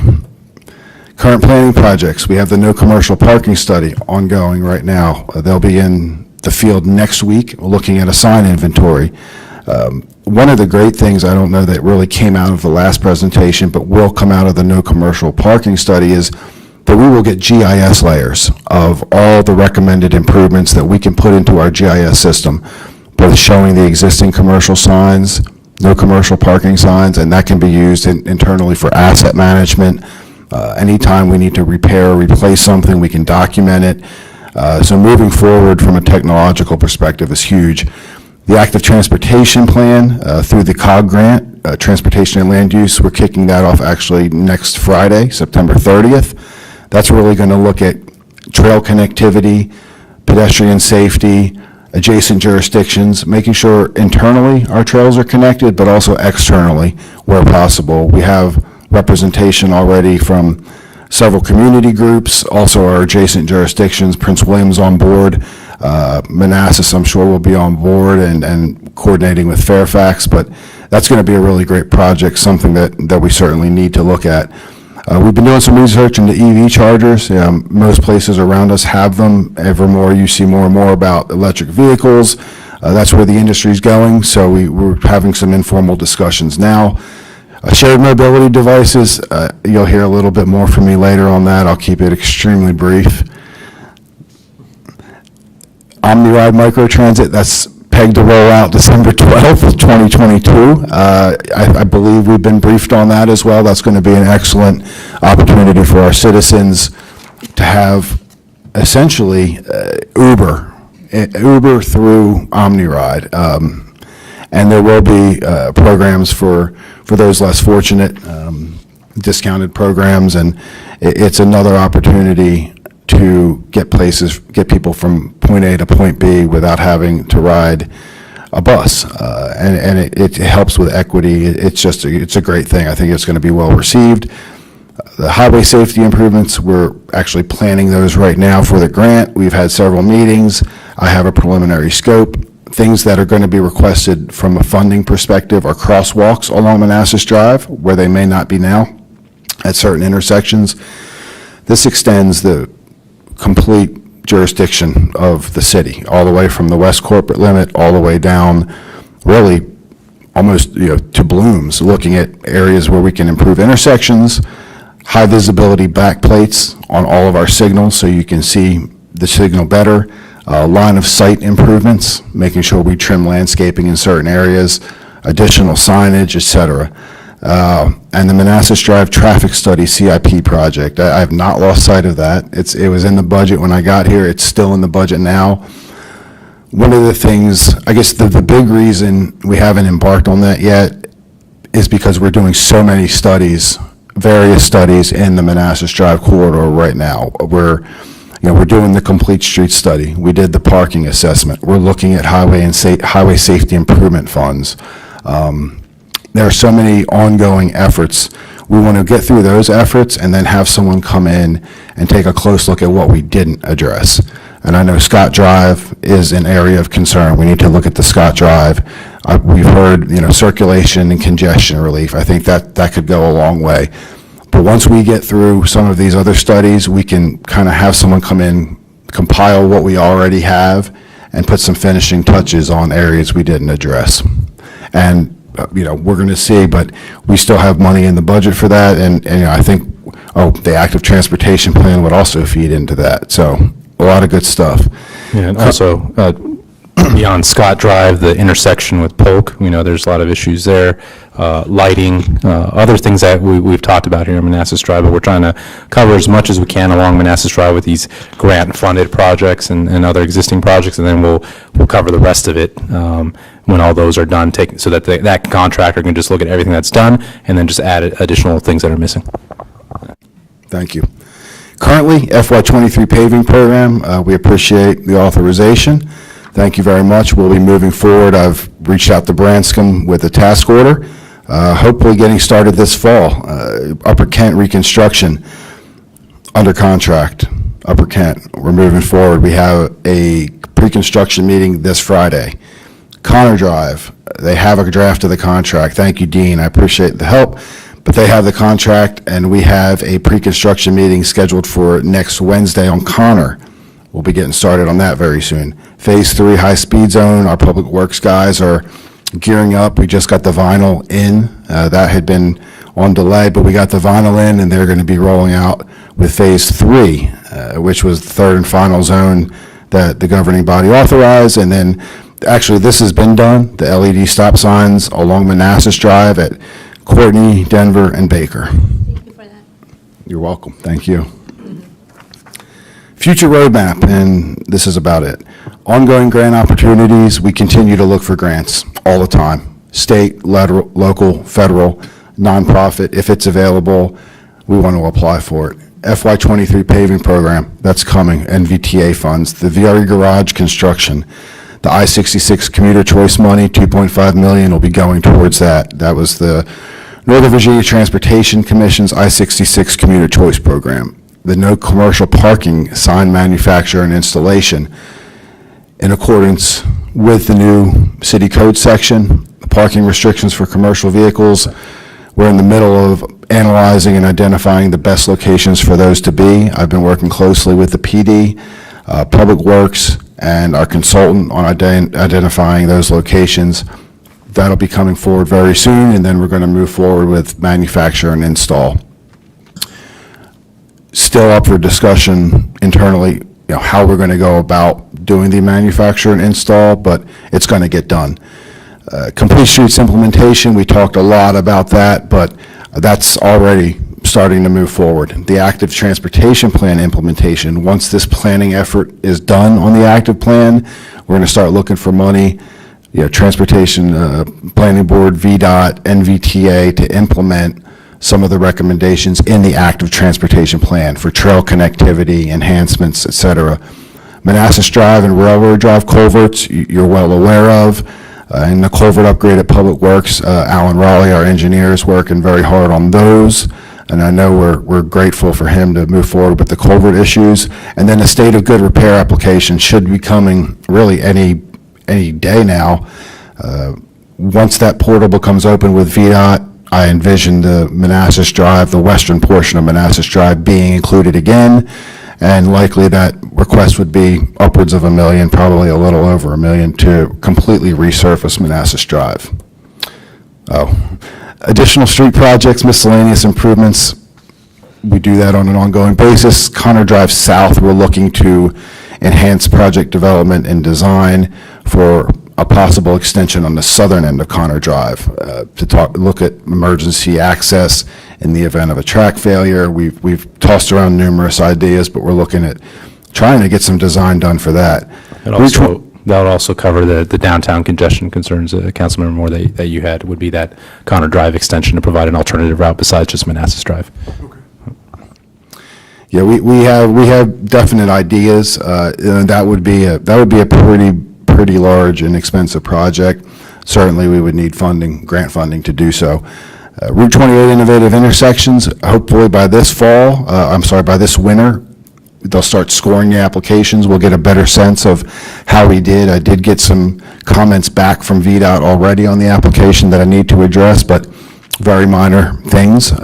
We haven't been thrown out yet. The Vision Zero plan, if we get the grant, that'll come forward. Vision Zero essentially is looking at zero deaths and limiting severe injuries within the city from transportation-related incidents. Shared mobility device program, you'll hear a little about that. If if so desired, rolling a program out in the future. Shared mobility devices, e-scooters, effectively. Islands and cul-de-sacs, that'll be down the road. Manassas Drive traffic study, I mentioned again. There'll be some gaps left that we need to really hit on, but we're going to do that. And then possible master plan transportation development. We've been doing so many specific piecemeal projects, but I think having a large master plan would be a good idea at some point. That's going to tell us exactly where the signs need to go, how many, the number of them. From that, what we need to determine is what the best way to manufacture that number of signs is and who best to install them, whether that's going to be city labor, whether that's going to be a private firm to install them. It's going to be done this fiscal year. I know I did listen to the last meeting. I know folks are wanting to know when it's going to happen. November 6th at the latest, the study will be done. And immediately thereafter, I intend to start figuring out how we're going to, we have the funding, but how we're going to get these signs in the ground, how soon we're going to get them. Winter does present some challenges, depending how cold the winter becomes. If the ground's frozen, it's going to be extremely difficult to place poles in the ground. Optimistically, spring. Okay. So about 2 years after we've pretty much voted on it. Okay, thank you. That's not your doing. Yeah. Well, yeah. I mean, since the code section's been updated, I can attest that I've been on it, getting the folks to work and doing the study. And as soon as we can get them in the ground, we will. Thank you. Thank you. But, I'm sorry, but that's just putting the signs up, but the implementation of the law will take how long after the signs are up? Oh, the implementation. So once the no commercial parking signs come up, typically we do a bit of a grace period and an informational campaign to our residents. So certainly we want the residents to be aware that no commercial parking is going to be in effect. The code does require it, during the day. We understand if you have, a contractor doing some work at your house, you're not going to get ticketed or whatnot, but it's after hours that the issues are. So, for example, with the Phase 2 speed zone signs, I think we did about, 30 to 60 days? Yeah, but I think your all's guidance was 90 days when 90, okay. we adopted the code. So once we get to that plan, we talked about when you guys approved this, coming up with a communication strategy. I think Keith developed a little kind of timeline for how that would look. So we would do a kind of a comprehensive meeting internally with staff, with PD, Steve and his team, and Keith and I, and we'll go over kind of the plan for when we know once we know when they'll be fully installed, ready to go. Again, they'll be bagged, and then we'll come up with the game plan for communicating that to our residents about the change, and then and lift that. Unless you guys want to change the 90 days and move to this quicker, because I know there's some concerns about how long this has taken to get done, but let me know. Okay, thank you. So I got a quick follow-up. So you're not thinking of starting a communications plan until the signs are actually in the ground instead of possibly beforehand? Because No. When we know when they will be installed is when we'll have the communications plan. then you'll back the dates Correct. up. Because that's Absolutely. typically how you usually do. Absolutely, that's correct. Yeah. Yep. Well, that's what I used to do for a living, so, Yeah. okay, thank you. Any more comments or questions? Yes, ma'am. I have a question, but first I wanted to say thank you very much for your collaboration with the Greater Prince William Trails Network. I'm excited to see the Trails project. How are we going to enforce the time restrictions by the Christian school? Will that be checked, or will it be user complaint? That's not a Steve question. So Steve just does, he'll put the signs up, and we're going to have law enforcement to go out there and enforce that the cars aren't there. So once we get our parking enforcement officer, they'll be ticketing, potentially towing for those vehicles that are blocking the road during that time. So, but that will be done through the parking enforcement division of the police department. Okay, Yeah, so Steve just puts up the signs and then. Gotcha. I was just wondering about the plan. So Yeah. that'll be part of a sweep, a daily sweep. Yeah, well, we'll definitely have the parking enforcement officer, when we hire a parking enforcement officer to go out there and check it out, or if we're at least more capable from a patrol standpoint, we'll definitely send some law enforcement out there as well, because to Steve's point, it is an issue during those time periods as well. Now, our police help out with our schools as well in terms of morning traffic, so they're already extended, so we really want to make sure that the parking enforcement officer goes out there and makes sure that no one's parking there during those hours and quickly getting them towed if necessary. Okay, thanks. Yep. Any other comments or questions? No? Okay, thank you All right. very much, Steve. Thank you very much. Appreciated.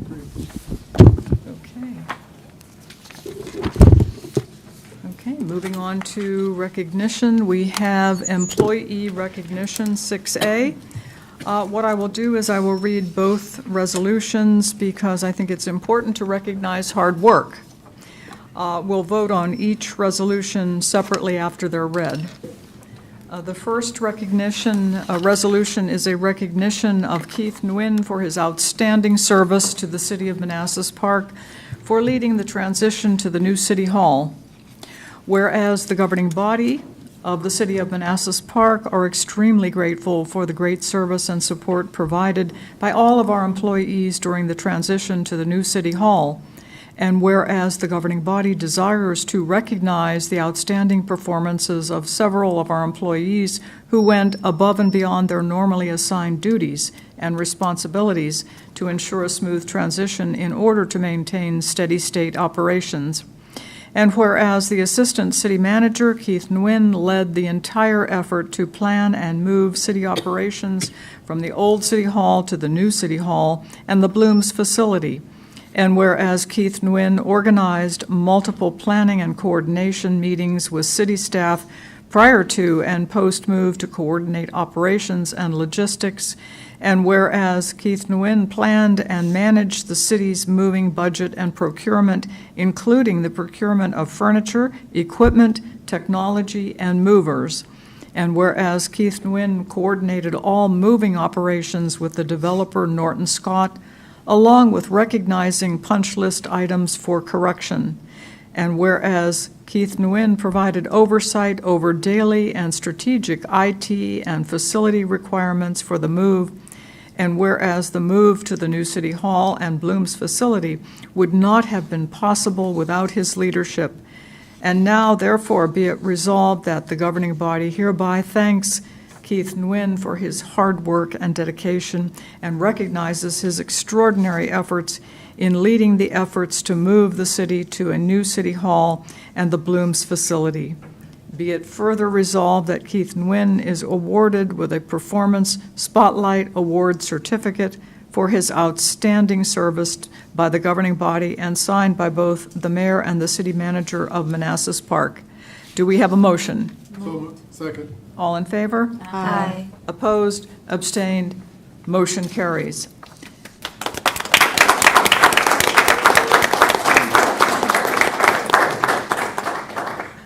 Our second resolution is recognition of city employees across various city departments for their outstanding service to the City of Manassas Park during the transition to the new City Hall. Whereas the governing body of the City of Manassas Park are extremely grateful for the great service and support provided by all of our employees during the transition to the new City Hall.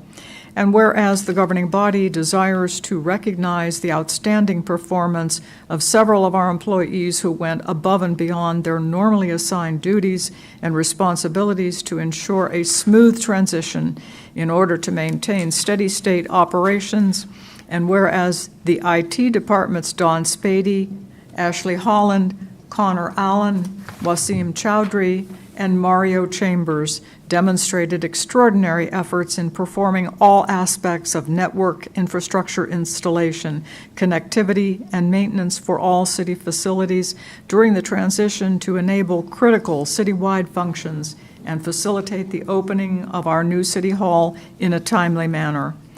And whereas the library's director, Holly Ritchie, displayed tremendous expertise and dedication in not only moving the transitioning the old library to its new location without any major issues, but also curating incredible programming for the new Park Central Library in order to provide a quality of life service for our residents.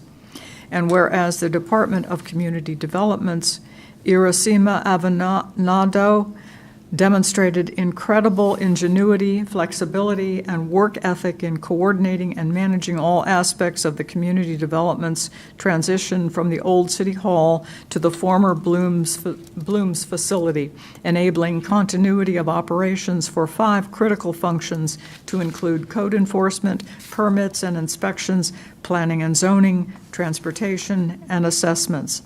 And whereas the Department of Public Works, Kenneth Woodson, performed admirably despite being critically short-staffed in ensuring all city facilities, to include the new City Hall, are cleaned, sanitized, and maintained in order to enable city staff to better serve our residents.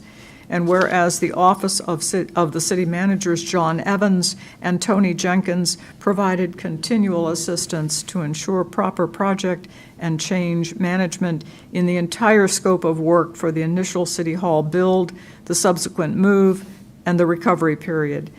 And now therefore be it resolved that the governing body hereby thanks all city employees for their hard work and dedication, and recognizes the extraordinary efforts of the above-mentioned city employees of the IT, library, community development, public works, and the office of the city manager.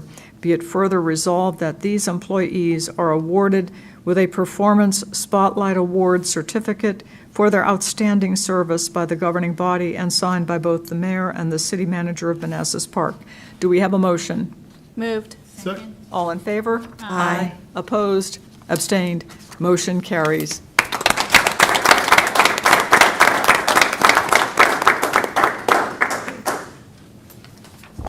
Thank you. Are you going to present? Yeah, I'm Yes, going to go present ahead. and just say a few words if you don't mind. So just wanted to thank the governing body for recognizing these employees, and thank everyone, all staff, not just the employees recognized tonight, but especially the employees recognized tonight, for really stepping up. This has been a very stressful 2022 with everything we've had going on. You saw Steve list everything he had going on. At the same time, he had to pack, and that's just like every other employee that we have that just has a long list of things that they need to do. And on top of that, I threw on, hey, by the way, you guys got to pack everything that's been building up for here since the 1980s and figure out what we need to keep, what we don't need to keep, and move what we need to move to two different buildings. And so it was a lot of work on our staff. A lot of things were kept for a very long time, since the late 80s, so we've had to really go through a lot and see what we actually needed, what we didn't need. So it was good. It was a good housekeeping effort, but it was a lot of work. And thanks especially Keith for all his leadership over the last 9 months or so for planning this move and working with the developer to make it happen. And thank you again, governing body, for recognizing them. Those who are here, I'd ask if you can come up here. We'll hand out your certificates and we'll do a quick picture. Okay.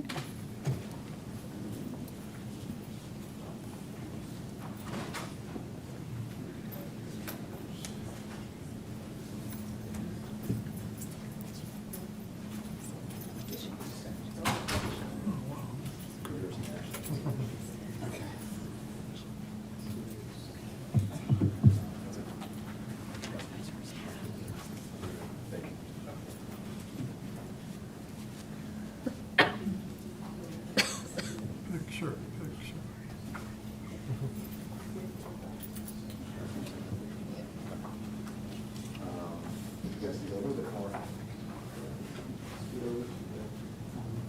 You guys want to stand up? Yeah, I think we should stand. Okay, the picture, I guess. Keep it scrunched together. Say cheese. 1, 2, 3. Perfect. Thank you.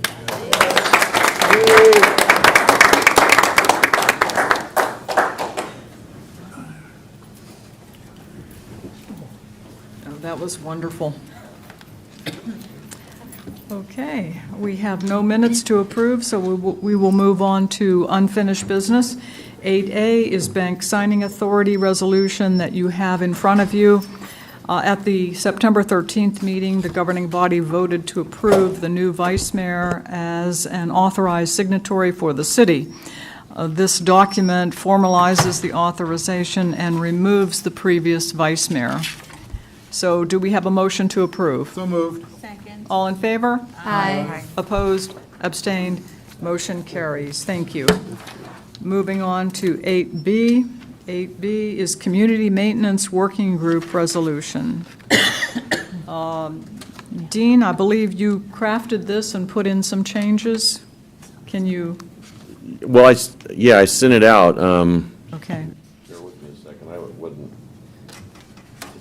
So basically, it changed a little bit because initially you appointed this working group, gave them a mandate. They satisfied that mandate, but now they're implementing the plan.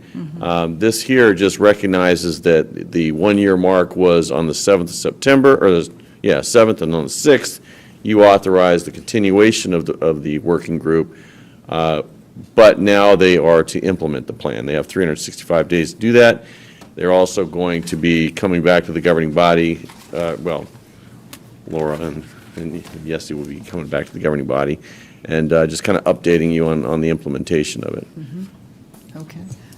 Now, hopefully you have the one do they have the one that I sent? That's, it was here when I came in. Yeah, I haven't looked at it. This is the one that I sent to you after? This is the one you told me to give to. Have you Okay, looked it good. over, Councilmember Hampton? Oh, yes, Are we you spoke okay? this afternoon. Okay, okay. So everybody's okay with this? Okay, super. Do we have a motion to approve the resolution? Or wait, I have a specific motion.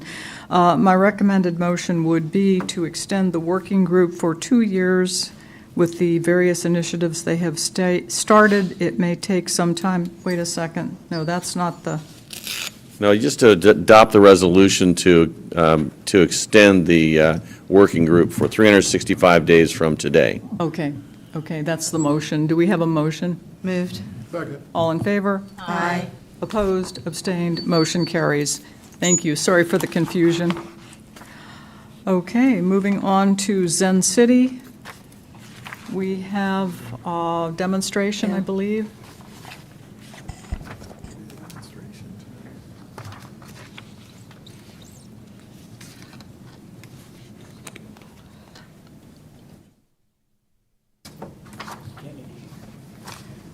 Good evening, Mayor, Vice Mayor, members of the governing body. If you recall, last governing body session, we briefed this particular agenda item, and the governing body has requested a demonstration of Zen City's capabilities. So on the phone, I have Ms. Elena Zestrom. She'll be showing you what some of those capabilities are, and then we'll take questions at the end. So give me 1 second while I get it set up.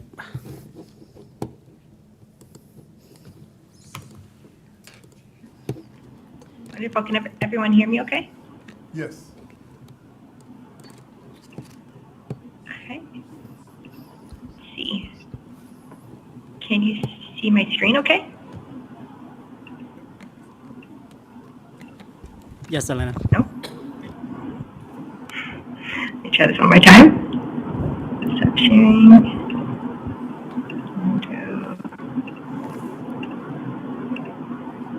Are you guys able to see my screen? Yes. Okay, does it say Manassas Park and Zen City? Is it a slide? Yes. Looks like it's the first Sorry. slide. I'm a little tech challenged, but let's see here. Okay, maybe what I could do, just share a specific, maybe that's better. You're able to see it now? Yes. Okay, wonderful. Well, hello everyone. I'm Alina Grissom. Pleasure to come before you guys again and give you a live demonstration of Zen City this time. As Keith mentioned, 2 council meetings ago, we kind of presented the concept of Zen City for Manassas Park. So I will just refresh everyone's memory on what it is and then enter some live demonstrations with actual cities that we work with. So if you are able to see my screen, Zen City is a government exclusive vendor. We only work with local governments, and our main goal is to help city leaders hear from the quiet majority out there to kind of bring more voices into the conversation, whether they're harder to reach communities, or moms who have worked double shifts and aren't able to make meetings, Spanish-speaking communities, whatever the case may be. Our goal is to bring those voices into the conversation when it comes to city decisions. What I was planning on sharing here is we have different tools for different cities. After months of many conversations with Laszlo, Keith, Chris, as well as I did a couple presentations with the entire city staff. These are the two tools that have been identified as being very useful for the city of Manassas Park. I shared them both conceptually last time, and today you'll be able to see a live demo of both of them. Just a quick recap. Zen City Organic is a tool that allows cities to gather organic resident feedback anywhere that residents are talking about a city online, whether that's on social media or local news or blog or whatever it may be. We're able to gather those conversations into a platform and provide it in a way that allows cities to get more of a real-time pulse of what's being spoken about. And the second tool I'll share briefly is called Zen City Engage. It's a civic engagement tool that allows for staff to communicate different projects to residents and to allow residents to engage with those, on a project by project basis. So I'll start by talking about the first one here. I'm going to reshare my Chrome tab. All right. What you guys are looking at now is that first tool, Zen City Organic. This is the dashboard of one of our beloved clients in Virginia, the city of Williamsburg. So this is, a sneak peek of what their dashboard looks like. When we start partnering with the city, the first thing that we do is we have a team of data analysts that go out and they look at where are all the places of residents of Manassas Park talking about the city, talking about the city services.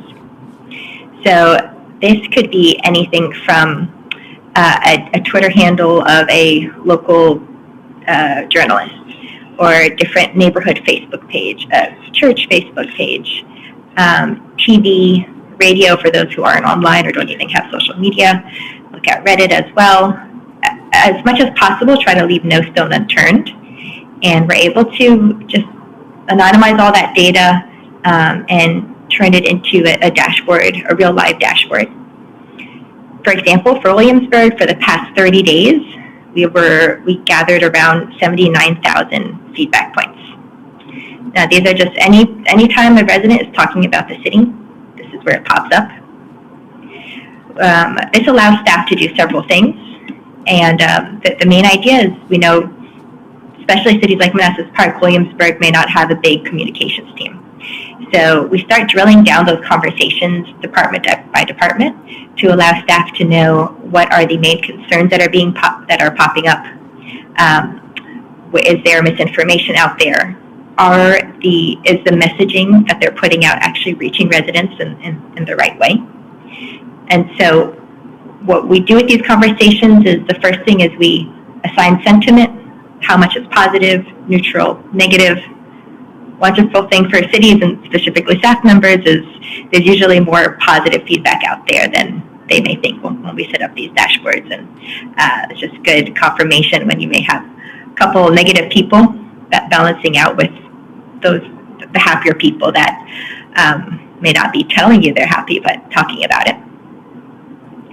Then we work with each department to drill down into departments and projects. So what are people talking about when it comes to public safety or education or Parks and Rec, department by department, and then also topic by topic. So different projects that you guys have going on. Let's say, I think a perfect example would probably be the downtown development that's going on. So City of Williamsburg is doing something similar. We're able to set up a customized dashboard that siphons feedback that's only related to that topic. And this allows department heads to see the reach of their messaging. Do people know about this particular project? If there's a sudden negative spike the past week, what has caused it? Is it misinformation? Where are residents getting their input from? Is it official sources, i.e., is the city controlling the narrative, or is it mainly unofficial sources? And if so, how can we help you guys get in there and figure out how to straighten out the narrative? Projects can also be libraries, different events that the library is holding. Are residents even aware of them? Where are they mainly speaking about them? And of course, public safety. Anytime something happens, we work very closely with public safety to figure out, to drill down into, public trust between residents and the police. What are the different stories that are trending? What are people saying? So on and so forth. And then lastly, we produce reports for you guys. We know, again, that the main point is to do the heavy lifting for you, to take things off of department and staff's plates. So Williamsburg, for example, had they requested a report from us about their fire department at a groundbreaking ceremony, and they wanted to know, did residents know about it? What was the reaction? And we were able to kind of produce a snapshot of what the conversations were. That a lot of residents indeed did know about it, were planning on coming. Another example, let's see if I can switch tabs. Nope. Another example of a report is that I wanted to share was with another city in Texas. Let's see if I can set it up here. They had a groundbreaking ceremony of a new courthouse and a city hall. They knew they had a feeling there's a lot of negativity out there, so they requested a report to figure out exactly why. We drilled down, created some analysis, and found that most of residents were very pleased with the groundbreaking of the city hall, but the courthouse. When it came to the city hall, there were a lot of comments that were a result of misinformation. Residents thought there was a big vote against the courthouse, and then the city went forward with it anyway. So we were able just to red flag that to the city manager and the department head, and allow them to kind of correct that messaging out there and put things back on track. So that is everything from the organic side of things. Hopefully that added a little bit more color to those static slides we shared earlier. I quickly want to share a little bit about that second tool called Zen City Engage. Everything I've been sharing so far is very much for staff to monitor concerns and needs, but there may be times where you want to do more educational piece and share different projects that are going on with your residents. And so I'll give an example. This is a city, Portland, Maine, not the big Portland. This is their Zen City Engaged page. It's pretty straightforward. It's a collection of projects that are going on within the city that city staff would like to share to residents for educational purposes, but also for engagement purposes.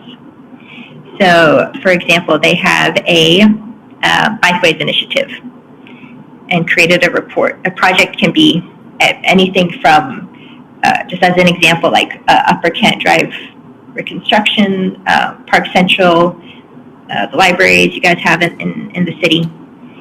It always looks the same, more or less. Let's say I'm a resident, I'm interested in learning more about the Bikeways Initiative. There's generally a section where the city explains to residents what it is. There's a project stage or project timeline to the right, explaining a little bit what are the different phases of this project. So let's say it's development in downtown. Residents will be able to know, oh, we're actually in the planning and zoning phase, and construction doesn't start until 2 more years. And so it just allows them to get a visual understanding of where the project is at. And then at the end, there's an option to sign up for notifications. And this allows the residents to stay a part of the conversation. another example, town of Manlius, New York, had a project that they wanted to share about. They were updating their comprehensive plan. So they filled out the timeline here, shared different updates, different documents with the residents. At the bottom, residents could sign up for notifications per project. So anytime there's a change in the timeline phase, or there's a board meeting coming up, or a new poll, residents will get personal emails in their inbox informing them of that, so allowing them to stay a part of the conversation.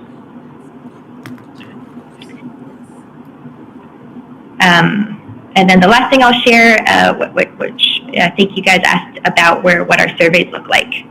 So per project, there's also an option to share surveys to the residents. We help you craft those together.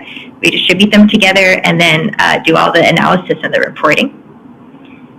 The one that I wanted to share with you guys today was, can I get better at this?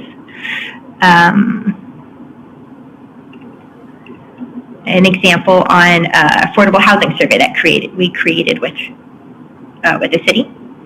The idea of our surveys are for them to be interactive, engaging, not just a set of stale questions. So I'll walk you guys through this one very briefly for the sake of time. There are usually, I'm a resident, this is what a survey would look like for me. So it starts with questions such as, how effective do you believe adding affordable housing options in your community will be at improving the following? And residents can kind of click and choose what they think should be prioritized. There's always many options for open-ended questions to prevent survey bias. There's an option to share a map with residents. Here's a map of Manassas Park. Where do you think we should prioritize our bikeway initiative?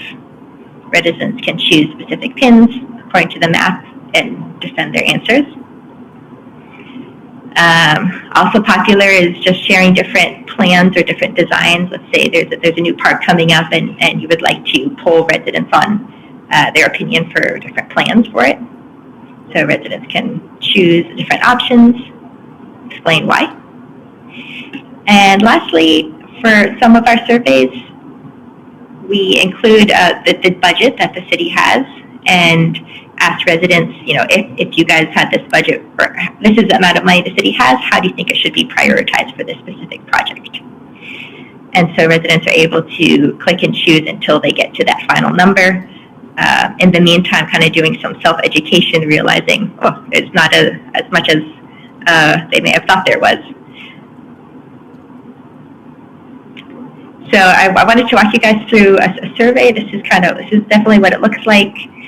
They could be short, they could be long. Once a resident participates and answers it, they won't be able to answer again to prevent stuffing the ballot. And we then we help you get as many responses as possible. We use the Zen City organic dashboard to locate where those conversations were taking place. So where the link to the survey would be most effective to be dropped in order to get more responses. And then we compile them in a report. So hopefully that adds a little bit more color into what Keith and I shared last time. I have a bunch of tabs open, so any questions or anything I could add a little bit further, please do let me know.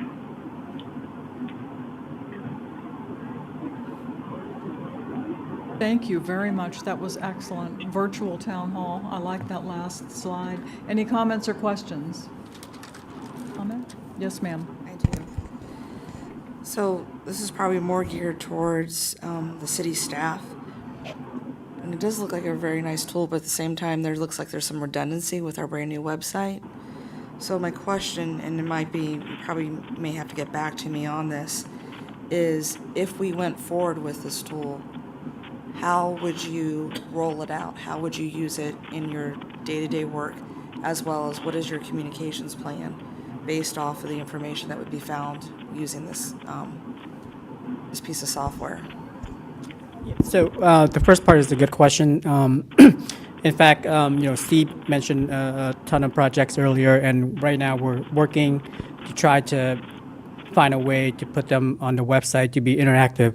And certainly this helps a lot with that aspect. In terms of rolling it out, go ahead.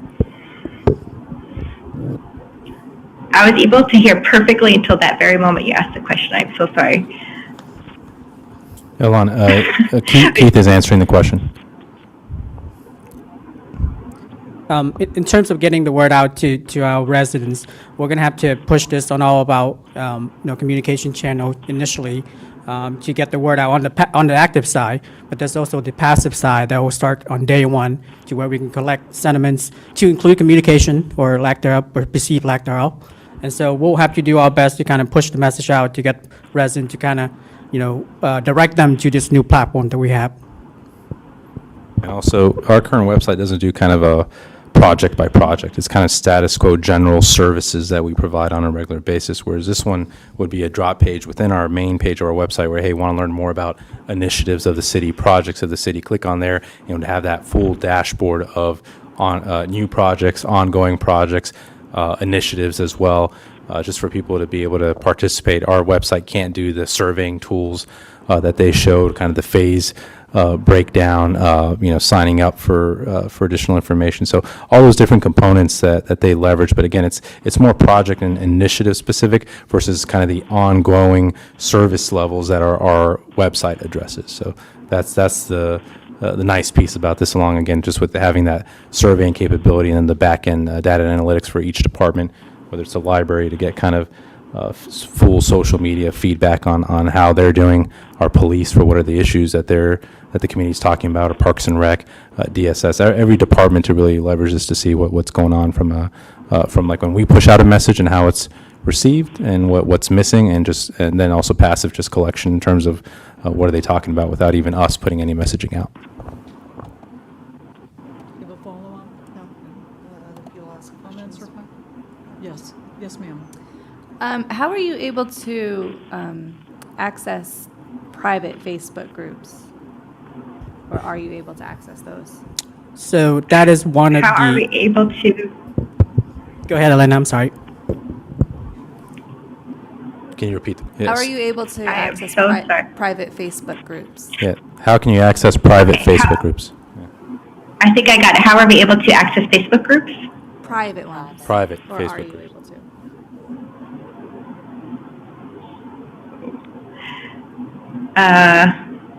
So sorry guys. Okay, how are we able to access Facebook data? No. Private Facebook groups. Private. Groups. Yes. Okay. So so we have partnerships with both Facebook and Twitter. So if it's a public page, a public group, even a public page or group, we're able to very easily quantify all of those conversations into data.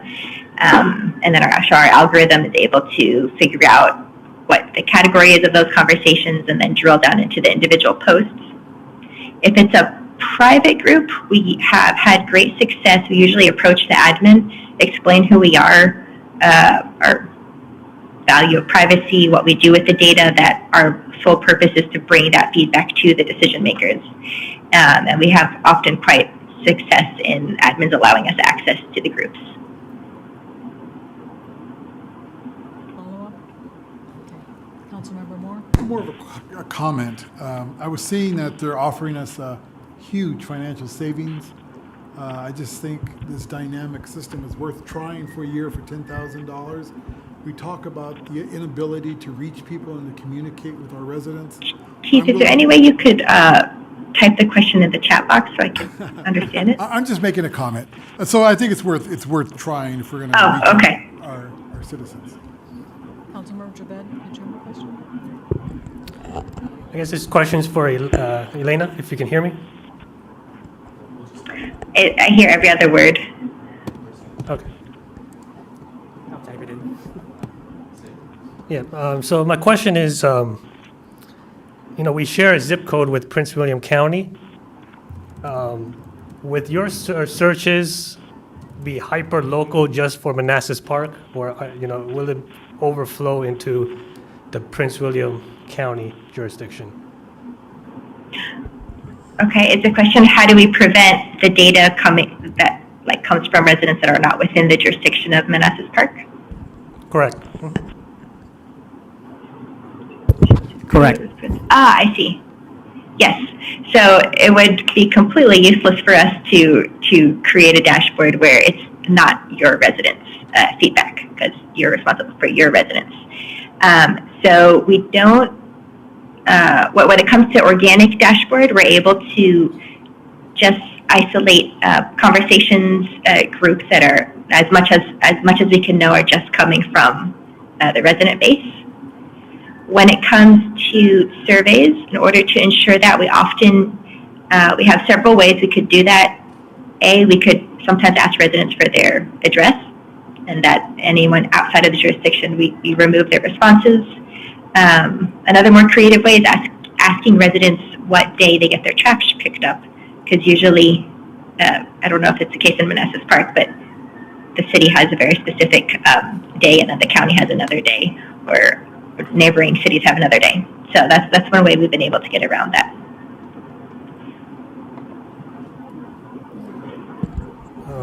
And then another question is, you guys are a fairly new company, I guess, maybe 5 years. So how many, you mentioned Williamsburg. What is the other agencies you guys do stateside? No, in the U.S. Other U.S. jurisdictions, if you want to type that in. Yeah. Give us a sec. Who else do we work with in Virginia? No, United States. United States. Yeah, so we've been around 6 years, and currently work with over 300 jurisdictions in the U.S. Anything from LA, Chicago, New Orleans, for some of our, Austin, some of our big names. I'd say the majority of our clients are kind of within the population range of Manassas Park, around, between 10,000 and 50,000 residents. In Virginia, we work with Manassas, which is, I think, one of the reasons why we initially reached out to you by referral, and then Williamsburg, as well as a couple of counties in the state. And we did get finally feedback from Williamsburg as well. So last time we presented feedback from Manassas, Williamsburg, very positive. Their departments do utilize those dashboards to get a good understanding of what their community is saying. They use the survey tool as well, and they're very happy about that. And then they have a public information officer, which we don't have, but they use a lot more of it as well, to really designing kind of monthly reports that they present to the city executive team. And then just from a company standpoint, their CIO said that they're one of the easiest tech companies to onboard and to work with. All right, my last question is, I guess what to say. Do you have a local office, or are you guys all work out of your corporate office in Tel Aviv? Great question. I'm currently calling you guys from Tel Aviv, which is probably why there's a delay. So we have 3 main offices, Tel Aviv, New York, and 1 in Canada. And in terms of our employees, our analysts, our customer success managers are interspersed kind of throughout the United States. So we have many remote workers trying to be as local as we can. The technology was developed in Tel Aviv. Correct. All right, thank you. And thanks for staying up late. I guess, what is it, 2 a.m. over there? No worries. I hope I still made sense. It's 4 a.m., but drank 2 cups of coffee, persevered. That's it. Thank you. Okay. I'm in agreement with Councilmember Moore. I think we have a responsibility to try to get input from the public as best we can by whatever means we can. Given the cost savings, I think this is something that we should try. Yes, ma'am. I am in favor of doing it for 1 year, but I think it's important that we, on the governing body, do get the reports. I don't think maybe weekly clearly is just too much of a burden, but at the very minimum, monthly. Get some sort of update on the outcomes and maybe take a peek at that dashboard. That's an entirely appropriate request, absolutely. Any other comments or questions? Okay. Thank you very much. Much appreciated. And thank you, Elena. That was a great presentation. The staff recommended motion is that the governing body approve and authorize the city manager to sign an agreement with Zen City for the use of its civic engagement platform at a cost not to exceed $10,000 for FY23 as presented and subject to final city attorney review. So moved. All in favor? Aye. Opposed? Abstained? Motion carries. Thank you. Ken. Thank you, Elena. Thanks, Keith.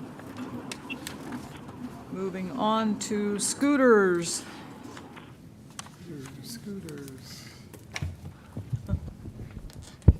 Honorable Mayor, members of the governing body, Steve Hall, Transportation Program Manager. This is the final item, and it will be brief. This came before you previously on May 17th of this year. This is pertaining to new state code, relatively new, state code that was passed in the General Assembly and became law in the 2019 session, related to shared mobility devices, e-scooters. This, in summary, the state code essentially says, in the absence of any ordinance or regulation, that scooter companies may operate within a municipality of the Commonwealth of Virginia. This was summarized to you at that time. The action was to form an internal team to conduct research and to report back. We formed a team. We met multiple times. We did conduct some of the research, which was outlined in your package tonight. The team's recommendation is to go ahead and actually prepare a draft ordinance and a formal program within the city. And I'm happy to answer any questions you have. Thank you very much, Steve. First of all, we very much appreciate all the detail, all of the material that was produced in this particular item. That's a lot of detail, so thank you to everyone who worked on that. I have a question that might not be a Steve question, but the number of service calls might increase from scooter use, and it's going to cost the city money. Can we make the permit and the fee renewable yearly? Is that a possibility? So I think the schedule of fees, if I'm not mistaken, we could establish in the ordinance for the permit. So each year's budget, we can make any necessary adjustments. Okay. Yeah. Okay. I saw a reference to charging station fires in the cover sheet. Do we know how often they occur? Do we have any statistics on that? I do not have statistics on that. I can say the internal team included the fire marshal, as well as the police department, parks, community development, public works. A consortium of the local fire marshals has been circulating emails pertaining to this very issue, predominantly in multifamily residential development apartments, where residential apartment tenants or owners would actually charge scooters within their residential home. Standard plug into the wall, and batteries have caught fire and have spread to others. I do not have statistics, but this came up in Arlington. Arlington County did create restrictions as to where scooters could be charged, or e-bicycles, hoverboards, etc. And they did restrict it to non-multifamily areas. So they do allow them in single-family residential and also commercial areas, but through an ordinance, we would have the ability to restrict that further. I see. Okay, thank you. Comments or questions? Yes, ma'am. So, and I apologize if it's in here. I didn't get to read everything word by word. Kind of also happens when you have a paper due for school. So, my question is, are we, and this may not be a you question, this might be a city manager question, are we allowed to recoup some taxes from the scooter company, since they're doing transactions in our city, even though it's on an app? I would have to check with the Commissioner of Revenue on what the rules are for that, and I have to get back with you on that. Okay. Yeah. And then the second thing, so ironically, when I was eating supper this afternoon, Montgomery County, Maryland. This was on the news. I guess they're discussing it. And I didn't get to actually watch it because I left to come here. But it sounded like they were going to incorporate age restriction and helmet requirements in their protocol. Are we going to consider that something we're going to consider as well? Yes, and I know the packet was lengthy, a lot of research, but Virginia law does state that no person under 14 shall drive an electric device, unless they're with a person who is at least 18 years old. The helmet requirements, I would have to defer. I'm not sure if we can require a helmet within our own ordinance. I'm not sure. That was something we discussed internally. I don't believe Manassas City requires them, but. I thought I saw it in there where you can for a certain age, but I'll go back and check that. But I thought the state law did allow you to be able to require helmets, but let me dive deep in that. Give me a sec. Yeah, I can get an answer for that. Okay, thank you. But if we did not require the helmet, would that type of injury be covered in the disclaimer that they have to sign? Yes, typically anytime that you operate one of these scooters through a private vendor, you do a disclaimer prior to the scooter becoming operational that says, you don't hold the car. It's like a hold harmless, yes. Yes, yeah, thank you. Do you have follow-up questions? The only other thing I did like in there was the geofencing ability and possibly stopping it at 28, because I will tell you, my heart races when I see people actually walking across 28. And they don't do it at the intersection. Right. They do not do it safely. You're absolutely right. I really like the geofence idea. It also keeps it off of people's yards and. Right. Comments or questions? Yes, ma'am. I think this is a good idea for mobility.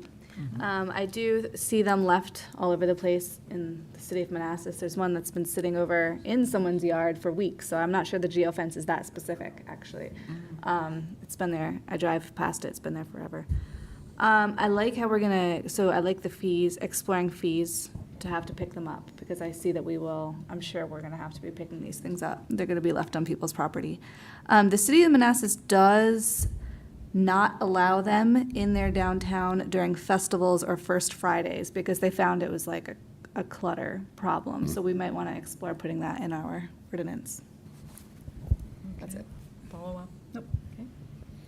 Just Questions? a question I think I may have asked last time. Have vendors of these motors been contacting us to? Yes, I'm sorry. What will be the process, and what will be the process of selecting a vendor? Yeah, that's a very good question. Yes, I have received emails from one company in particular, and I believe that same company contacted multiple staff with the city. Regarding selection of the vendor, I believe there would need to be some sort of procurement mechanism. I'm looking at the city attorney, but in order to select a vendor to participate, we would need to follow Virginia Procurement Act, I assume. Well, so if we're going to contract with them, yeah, we would. But if we're going to allow a company to come in, we really need to get the word out. And I hesitate sending specific solicitations to specific companies, because then it looks like we're favoring them. So I think that if this is something you want to do, we just put it up on the website. If they're interested, they're going to come to us. That way we're fair. Because I don't want it to look like we're picking an individual company to benefit them.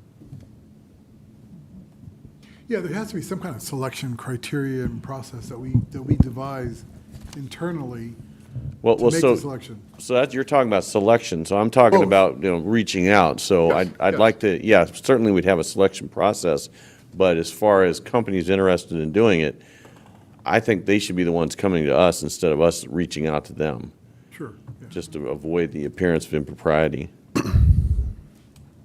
Okay, sounds good. Follow up? Nope. Nope.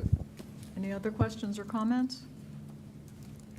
I do think it's a good idea. I think we just need to try to anticipate all the potential problems that we might have. I have another question. It's not exactly a Steve question, but If a user uses a scooter repeatedly in an unsafe manner, is there a mechanism to deny use to that individual for a certain period of time? That is a very good question. You're saying for the scooter, so that they can't use a scooter? Yeah, banned from the Okay. system. For a certain period Yeah. of time? Maybe we can structure that, but it would be up to the vendor, like, we wouldn't have the oversight. It wouldn't be us banning it, it would be the vendor, but we could maybe put that as a requirement, as administrative regulation, that they do so. Okay, thank you. Yeah, I think we should try to anticipate every possible happening, because I have this ongoing concern of scooters and pedestrians not negotiating the same sidewalks Right. adequately. I actually did some research shortly before I came here, and there is a wealth of journal articles, like educational journal articles, on e-scooters, and the problem is just not even in the United States. It's like this one I looked at earlier today. It's talking about Australia and how they're dealing with it. Okay. Which, by the way, if you want it, you can read it. It's not too bad. It's 12 pages. And just a reminder, we're going to bring the draft ordinance, so at that time, again, feel free to Absolutely. amend the heck out of it. Okay. So if there's no other, do you have a follow-up? Excuse me. Anything?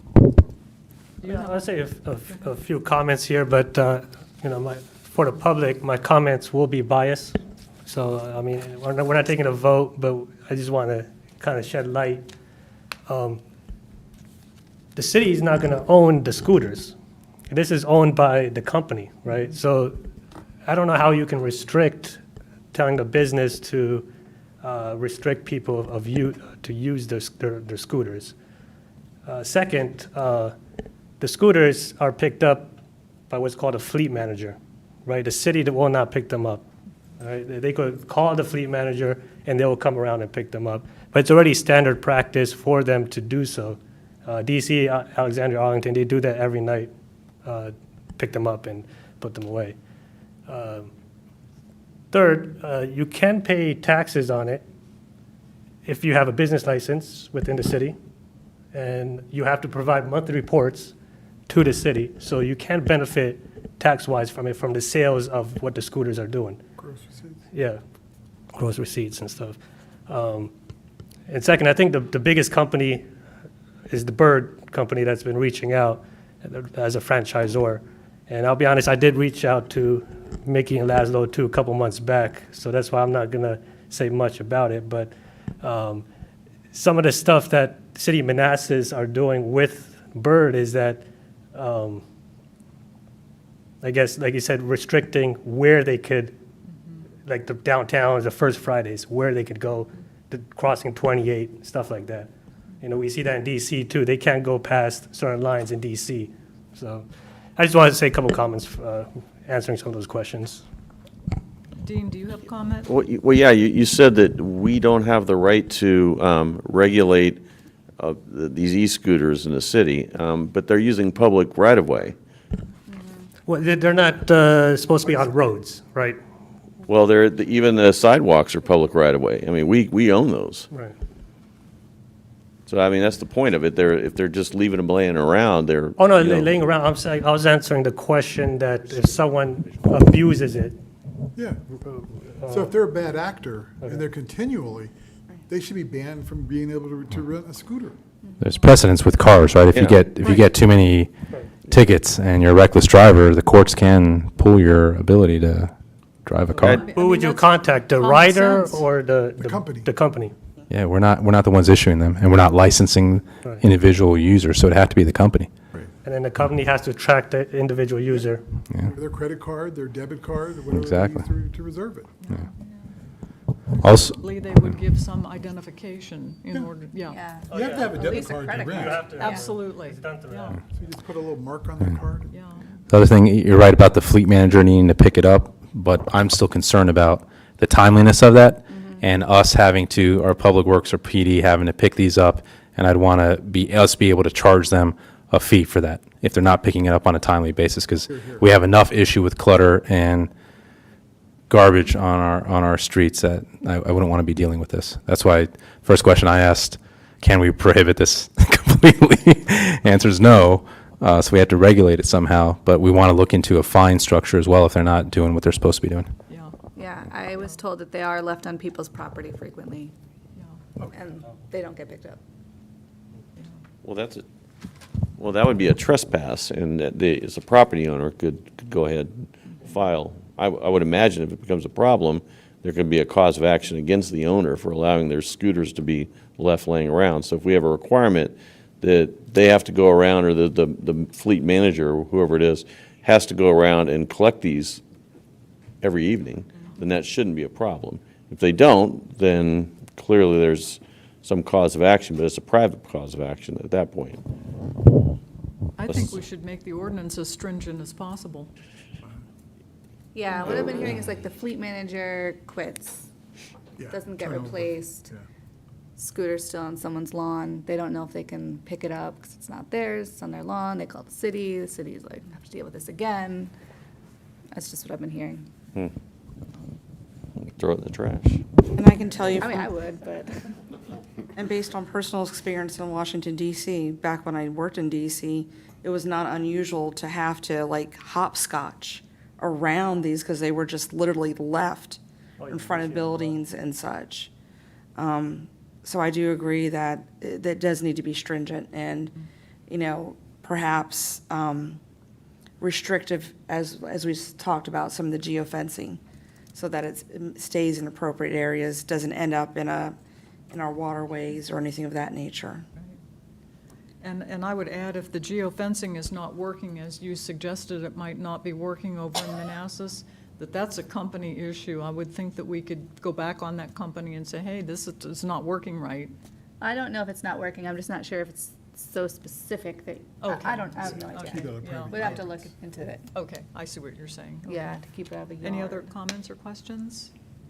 Comments or questions? Okay, the recommended motion is that the governing body authorize staff to develop a draft ordinance, fee structure, application, permit, licensure program, and administrative regulations to support a shared mobility device program pursuant to Virginia Code Section 46.2-1315 for consideration at a future meeting, date to be determined, and revisit the program 12 months after the program officially commences. Do we have a motion?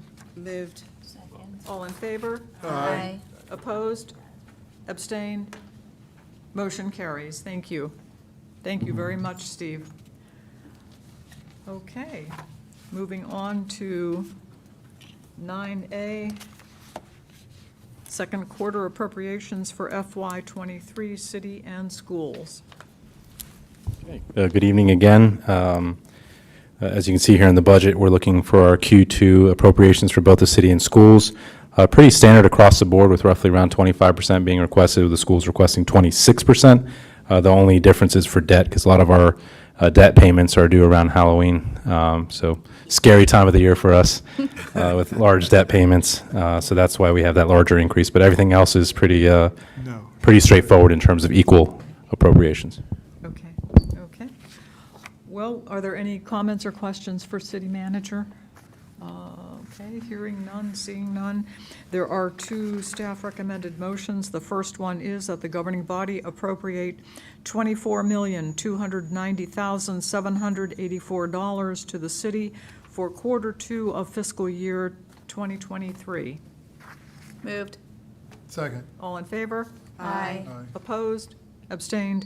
Motion carries. Thank you. Second motion is that the governing body appropriate $14,028,291 to city schools for quarter two of fiscal year 2023. Moved. Second. All in favor? Aye. Opposed? Abstained? Motion carries. Thank you. Moving on to library policy.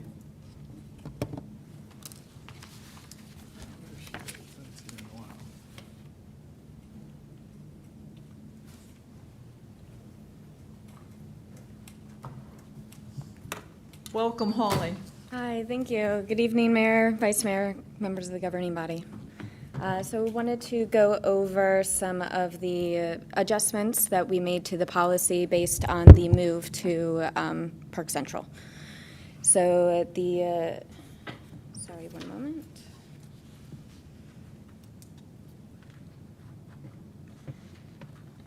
So we did add 3 different policies into the existing ones. One for hotspot loaning, one for our VR set, and one for our 3D printer that will be getting started soon. Sorry about that. So those are our new policies. Is there any questions about those? Did you guys get a chance to review them? Thank you. It was very comprehensive. Any questions or comments? I just needed clarification because it wasn't in the report itself, and I may have asked this before. Did the Library Commission vote on the policy additions? Yes. And Yes, they did Okay. vote It to wasn't- approve them, as you have seen them presented to you. Okay, very good. The only caveat, Holly, may be the community board. Has the library advisory board taken a look at that piece or no? Yes, the community Yeah. board one, we did remove from it, so we have not, Yeah. as we work to revise it, we have not brought that to the library board yet, and that one is not in front of you either. We just removed it currently from our policies while it is revised. Yeah, we need to review that first, come up with a policy review with the city attorney to address any First Amendment issues. Fantastic. Thank you.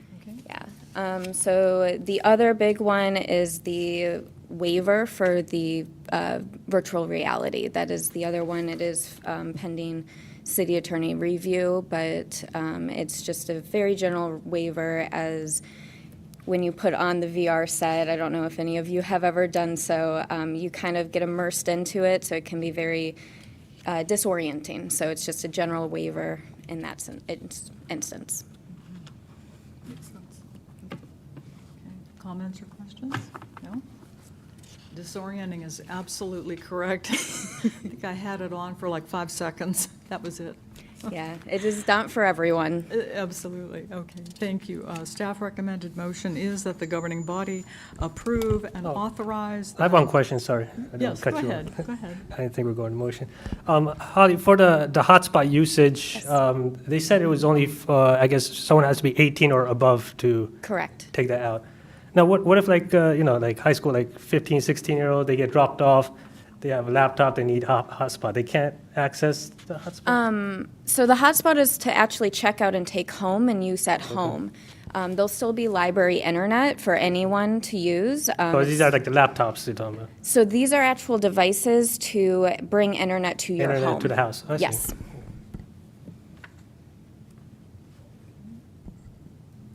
And then there's no fee for that? No. They just lost a fee? Yes, if they lose it or it's damaged, they could face the replacement cost, but there is no fee to actually use the device. It's a great program to help people get internet at home. Yeah, It does need it. wonderful. Yeah. Mhm. That's excellent. Follow? Yep. You go? Okay. Okay. Staff recommended motion is that the governing body approve and authorize the Manassas Park City Library to amend the current policy manual and include a virtual reality policy, 3D printing policy, and hotspot policy as presented and subject to final review by city attorney. Second. All in favor? Aye. Opposed, abstained, motion carries. Thank you very much. Thank you. Thank you.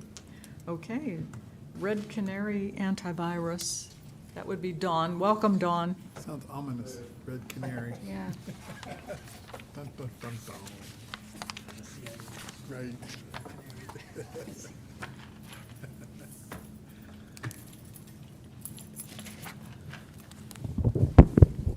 Good evening, Mayor and governing body. Tonight, I'm briefing you on a change that we'd like to do for our antivirus. With ARPA funds that came into effect last year, some of that money was allocated for cybersecurity. Red Canary is more than just an antivirus platform. As I've sent you all the information about the different aspects of them, they actually use carbon black antivirus. If you want to think of it in simple terms, this is our house. Our antivirus, which will be carbon black, is the security cameras, the footage. The gate around the house is Red Canary. They will be monitoring it for us to help us. Our antivirus right now is Komodo that we've got years ago with what we're using for our antivirus and for our ticketing system and monitoring system. That has become a thorn in my side. There are so many false positives with it that we actually at one point at the library, before we opened, we had to remove all the antivirus to update all the computers and then put the antivirus back on it. Yeah, updates to certain systems, some of our software, our specialty software, it kits it every time. It's very hard to get it to not do that, and the support we get is not the best support with it. So we're looking at upgrading it with ARPA funding. We looked at this like last year, so the Red Canary budgeting was in place last year. This is just the contract now for it. Budget. Comments or questions? No? Comments or questions? Very straightforward. Yeah. Thank you. Thank you, Don. Try to. Staff recommended motion is that the governing body approve and authorize the city manager to sign the necessary contractual documents with Red Canary Incorporated for the purchase of Red Canary security platform software services in an amount not to exceed $40,075 as presented and subject to final review by city attorney. Moved. Second. All in favor? Aye. Opposed? Abstained? Motion carries. Thank you, Dawn. Thank you. Okay. And next, we have public comment time. Is there anyone who would like to make public comment? Seeing no one and hearing no one, we will move on to city manager's report. Give me 1 second, please.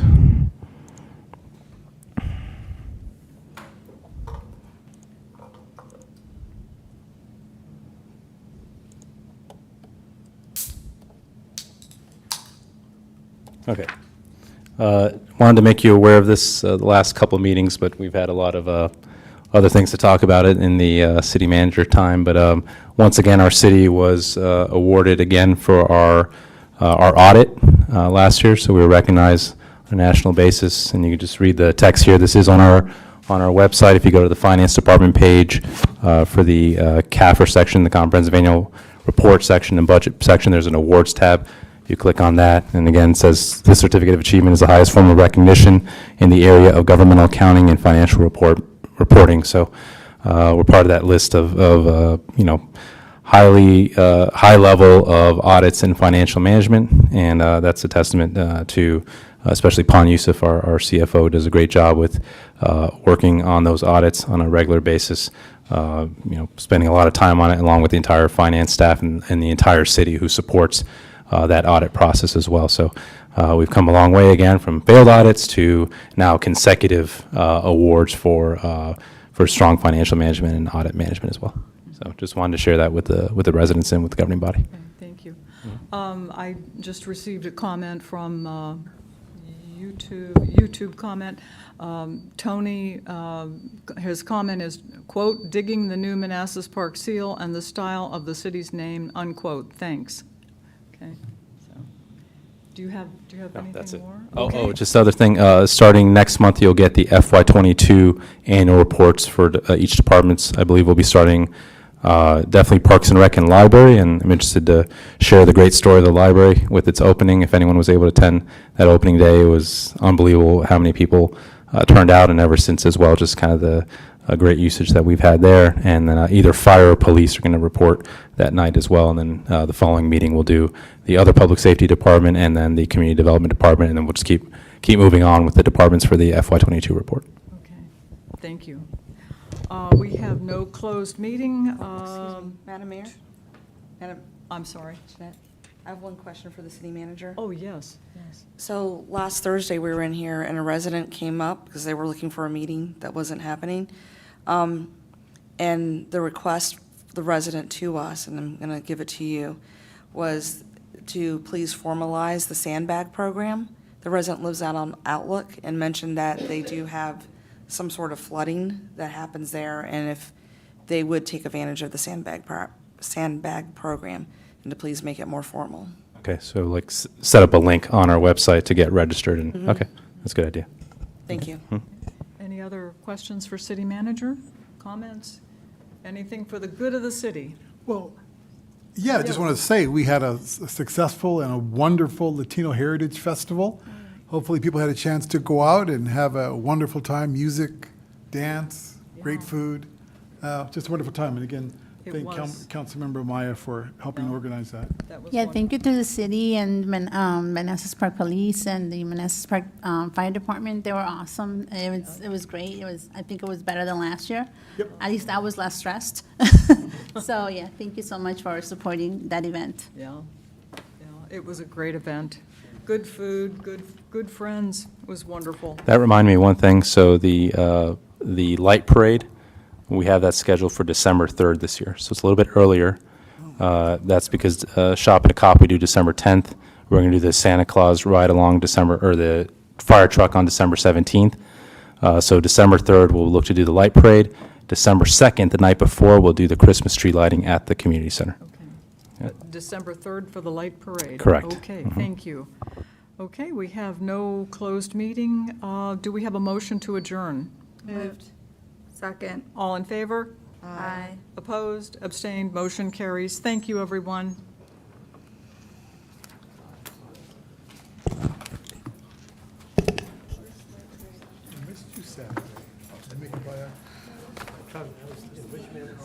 No, you're just a busy man. What? Last minute? I mean, that's what happened from the properties.